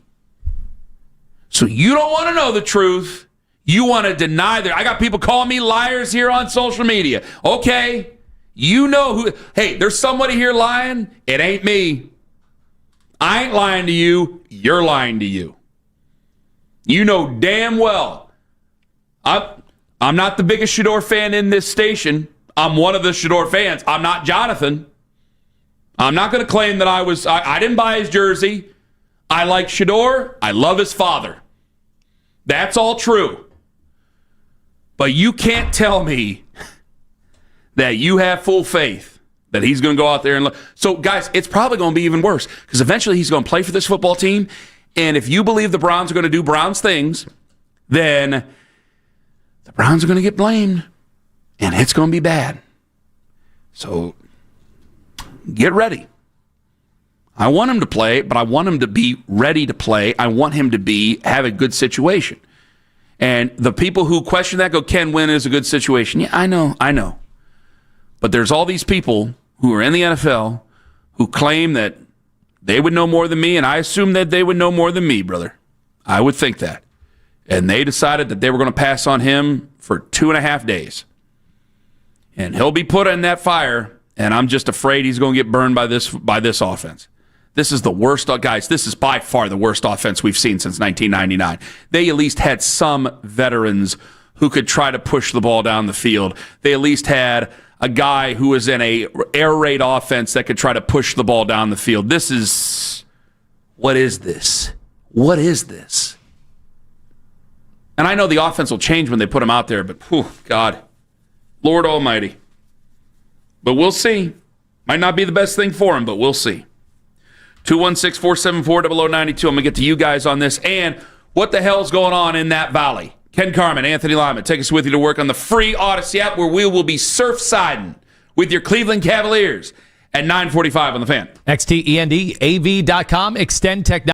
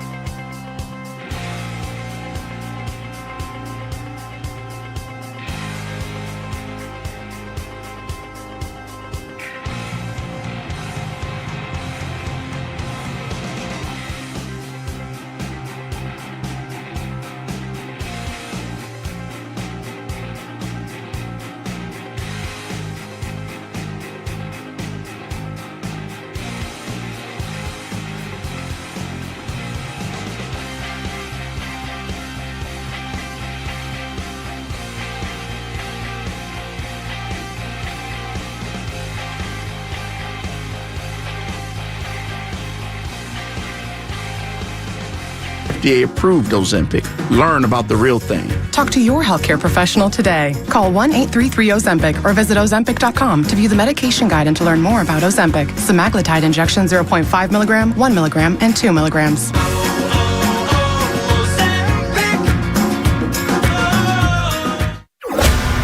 Talk sports deep into the Cleveland night. Overtime with Jake Volnick. Weeknights at 7. Sports Radio 92.3 The Fan. Surfside Cavs update brought to you by Surfside. So the Cavaliers, they concluded their preseason slate yesterday. Yeah. Oh, by the way, a win. So they got off the schneid, as they like to say, in the preseason. I can't believe they're on the schneid. Yeah, Can they you got believe off it. they hadn't won a preseason game since 2022? Don't need to. We focus on regular seasons, Ken. We don't. It's true. They dumped water on Kenny Atkinson because he won in the preseason. That was a nice touch. All right, so that's his first preseason win. Yeah, finally broke through. Coach. Try to tell me preseason games don't matter. Please. They do play 4 now. We can play your 4-0 preseason matters. No. Well, Evan Mobley, we do have that. Evan Mobley was 3 of 13, 0 for 5 for 3-point range. Owen said, man, he played 33 minutes last night. I'm like, yeah, they're getting ready. They are getting ready, especially because no Max Strus, no Darius Garland, and this is going to be another leap year. Every year we talk about a leap, and then really what we've gotten is big jumps. And the question is Evan Mobley going to get the big leap? And Kenny said, keep shooting. He loved the fact that he kept shooting. I wonder this about Evan. I wanted to say it. You took it away from me, you bastard. Sorry. No, go ahead. Keep talking. Well, I would just say, like last year, I know the playoffs didn't go great for all involved. Well, one series it did. That was the best playoff series in the history of the sport. As lopsided as it gets against Miami. But Evan Mobley shot, over 40% from 3 in the postseason. But it was on like 4 a game. And they were all when he's wide open. He's not really doing it off the dribble or anything like that. Is that really just what it's going to be for Evan Mobley? Because like 2 years ago, I think we had the thought that he would be the unicorn, taking people off the dribble, step back 3. And I wonder if that's just really not ever going to be Evan Mobley's game. Like Evan Mobley, they'll shoot the wide open ones to keep defenses honest. And he'll handle the ball at times. He'll distribute at times. But I wonder if that's just not really going to be his game. Whether he's going to actually be more of a punishing guy down low. Like he's going to back guys down. His body would tell you that he's not going to be a punishing guy down low and back you down and score. But I see him doing that, and I see him being fairly successful doing it. And he seems to make decisions fine with his back to the basket, being able to, at times turn around face or get rid of the basketball. Like I just don't know that we still know what it's all going to be for Evan Mobley down the road. Well, this is year 5, right? Yeah. This is year 5 for him. I mean, you're really, well, he was younger when he got here, so you're really starting to grow in starting to bud to your prime of what you're going to be. I was happy just because, again, I was supportive because it wasn't on a good shooting night, but he just kept shooting. So there would have been situations where he would have just quit shooting because he was afraid to take that shot. Now this is preseason, so yeah, if you're going to try to build that, you're going to do that in the preseason. We'll see what happens in the regular season. But again, I don't think that regular folks, and yeah, we talk a lot of Browns here, so yeah, part of it, I guess you can blame us if you want to. I don't think you care, but I'm going to bring this up. I don't think general folks care about the regular season that much. But I think the beginning of this regular season is very important because the offense has to start to transition to run through Evan. Good, bad, ugly. It's, to me, the only way you're going to be an actual title contender. Now, you can go back to what's safe. Donovan Mitchell is safe. Darius Garland is less safe, but safer in the past than Evan Mobley. Evan Mobley is a tough principal, but you can tell what this team has wanted to do over the last 3 years. There's been reluctance for Evan, clearly, but they have wanted to try to do it more and more because the offense is going to have to start with Evan and move its way out to those guys. If they want to make the postseason and just take a nice run, whatever that might be, second round, maybe Eastern Conference Finals, fine. But I think it's proven now that if they want to get to the finals and have a chance of winning in the finals, It's going to have to start with Evan and move back out. Yeah, I agree. In theory, that's exactly what it needs to be. Well, I'm sorry, but that's going to have to. It might be unrealistic, but that's what's going to have to happen. If he's not that guy, then they're not going to do what they want to do. Has he looked like a guy yet? No. Who in a playoff game? No. Put the team on his back and could drop 30. No. Because that's when you reach that point. Now we're talking about a true All-NBA guy, a true superstar. He hasn't. That can, especially playing alongside Donovan Mitchell, that can change everything for championship fortunes. He's bigger than Donovan. He's younger than Donovan. If they're going to do it, Donovan, and I'm not saying anything Donovan Mitchell don't know, it's going to have to run through Evan. It's going to have to start with Evan. So the first couple of months are going to be so vitally important. The first month without Darius Garland, he'll have the opportunity. He's going to have the opportunity, and they're going to have to do it. So if they go out there and they go 500 in the first month or even sub 500, I don't care. As long as Evan Mobley and they look like they can do what they need to do when Darius Garland gets back and they're running the offense through Evan. This is going to be as much of a get ready for the postseason year as you've ever had. These are going to be very important games to start off this year for this Cavs team. And I know people aren't going to want to pay attention to it. And we're going to have massive distractions. And because of last year, I do think some fans are going to have a hangover of when he actually going to be a real postseason team. So any win they get, I think some fans are going to take it with a grain of salt. I'm not.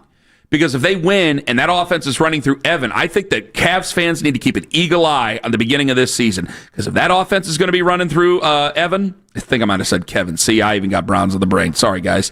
If that offense is going to be run through Evan and they're going out there and they're winning games, I'm telling you, you're going to be thankful for it come June. If it's not, if they have to go back, if Evan is not ready for the moment again, it's year 5. So I think we might have to have a discussion if he's ever going to be ready for the moment. Because there might be a harsh truth going, and fans would hate it, is this team ever a serious NBA title contender? They are a regular season team that's fantastic. I made the joke last night. They brought the starters back in. They wanted to do the dress rehearsal thing. They brought the starters back in. They were up 14 or 16.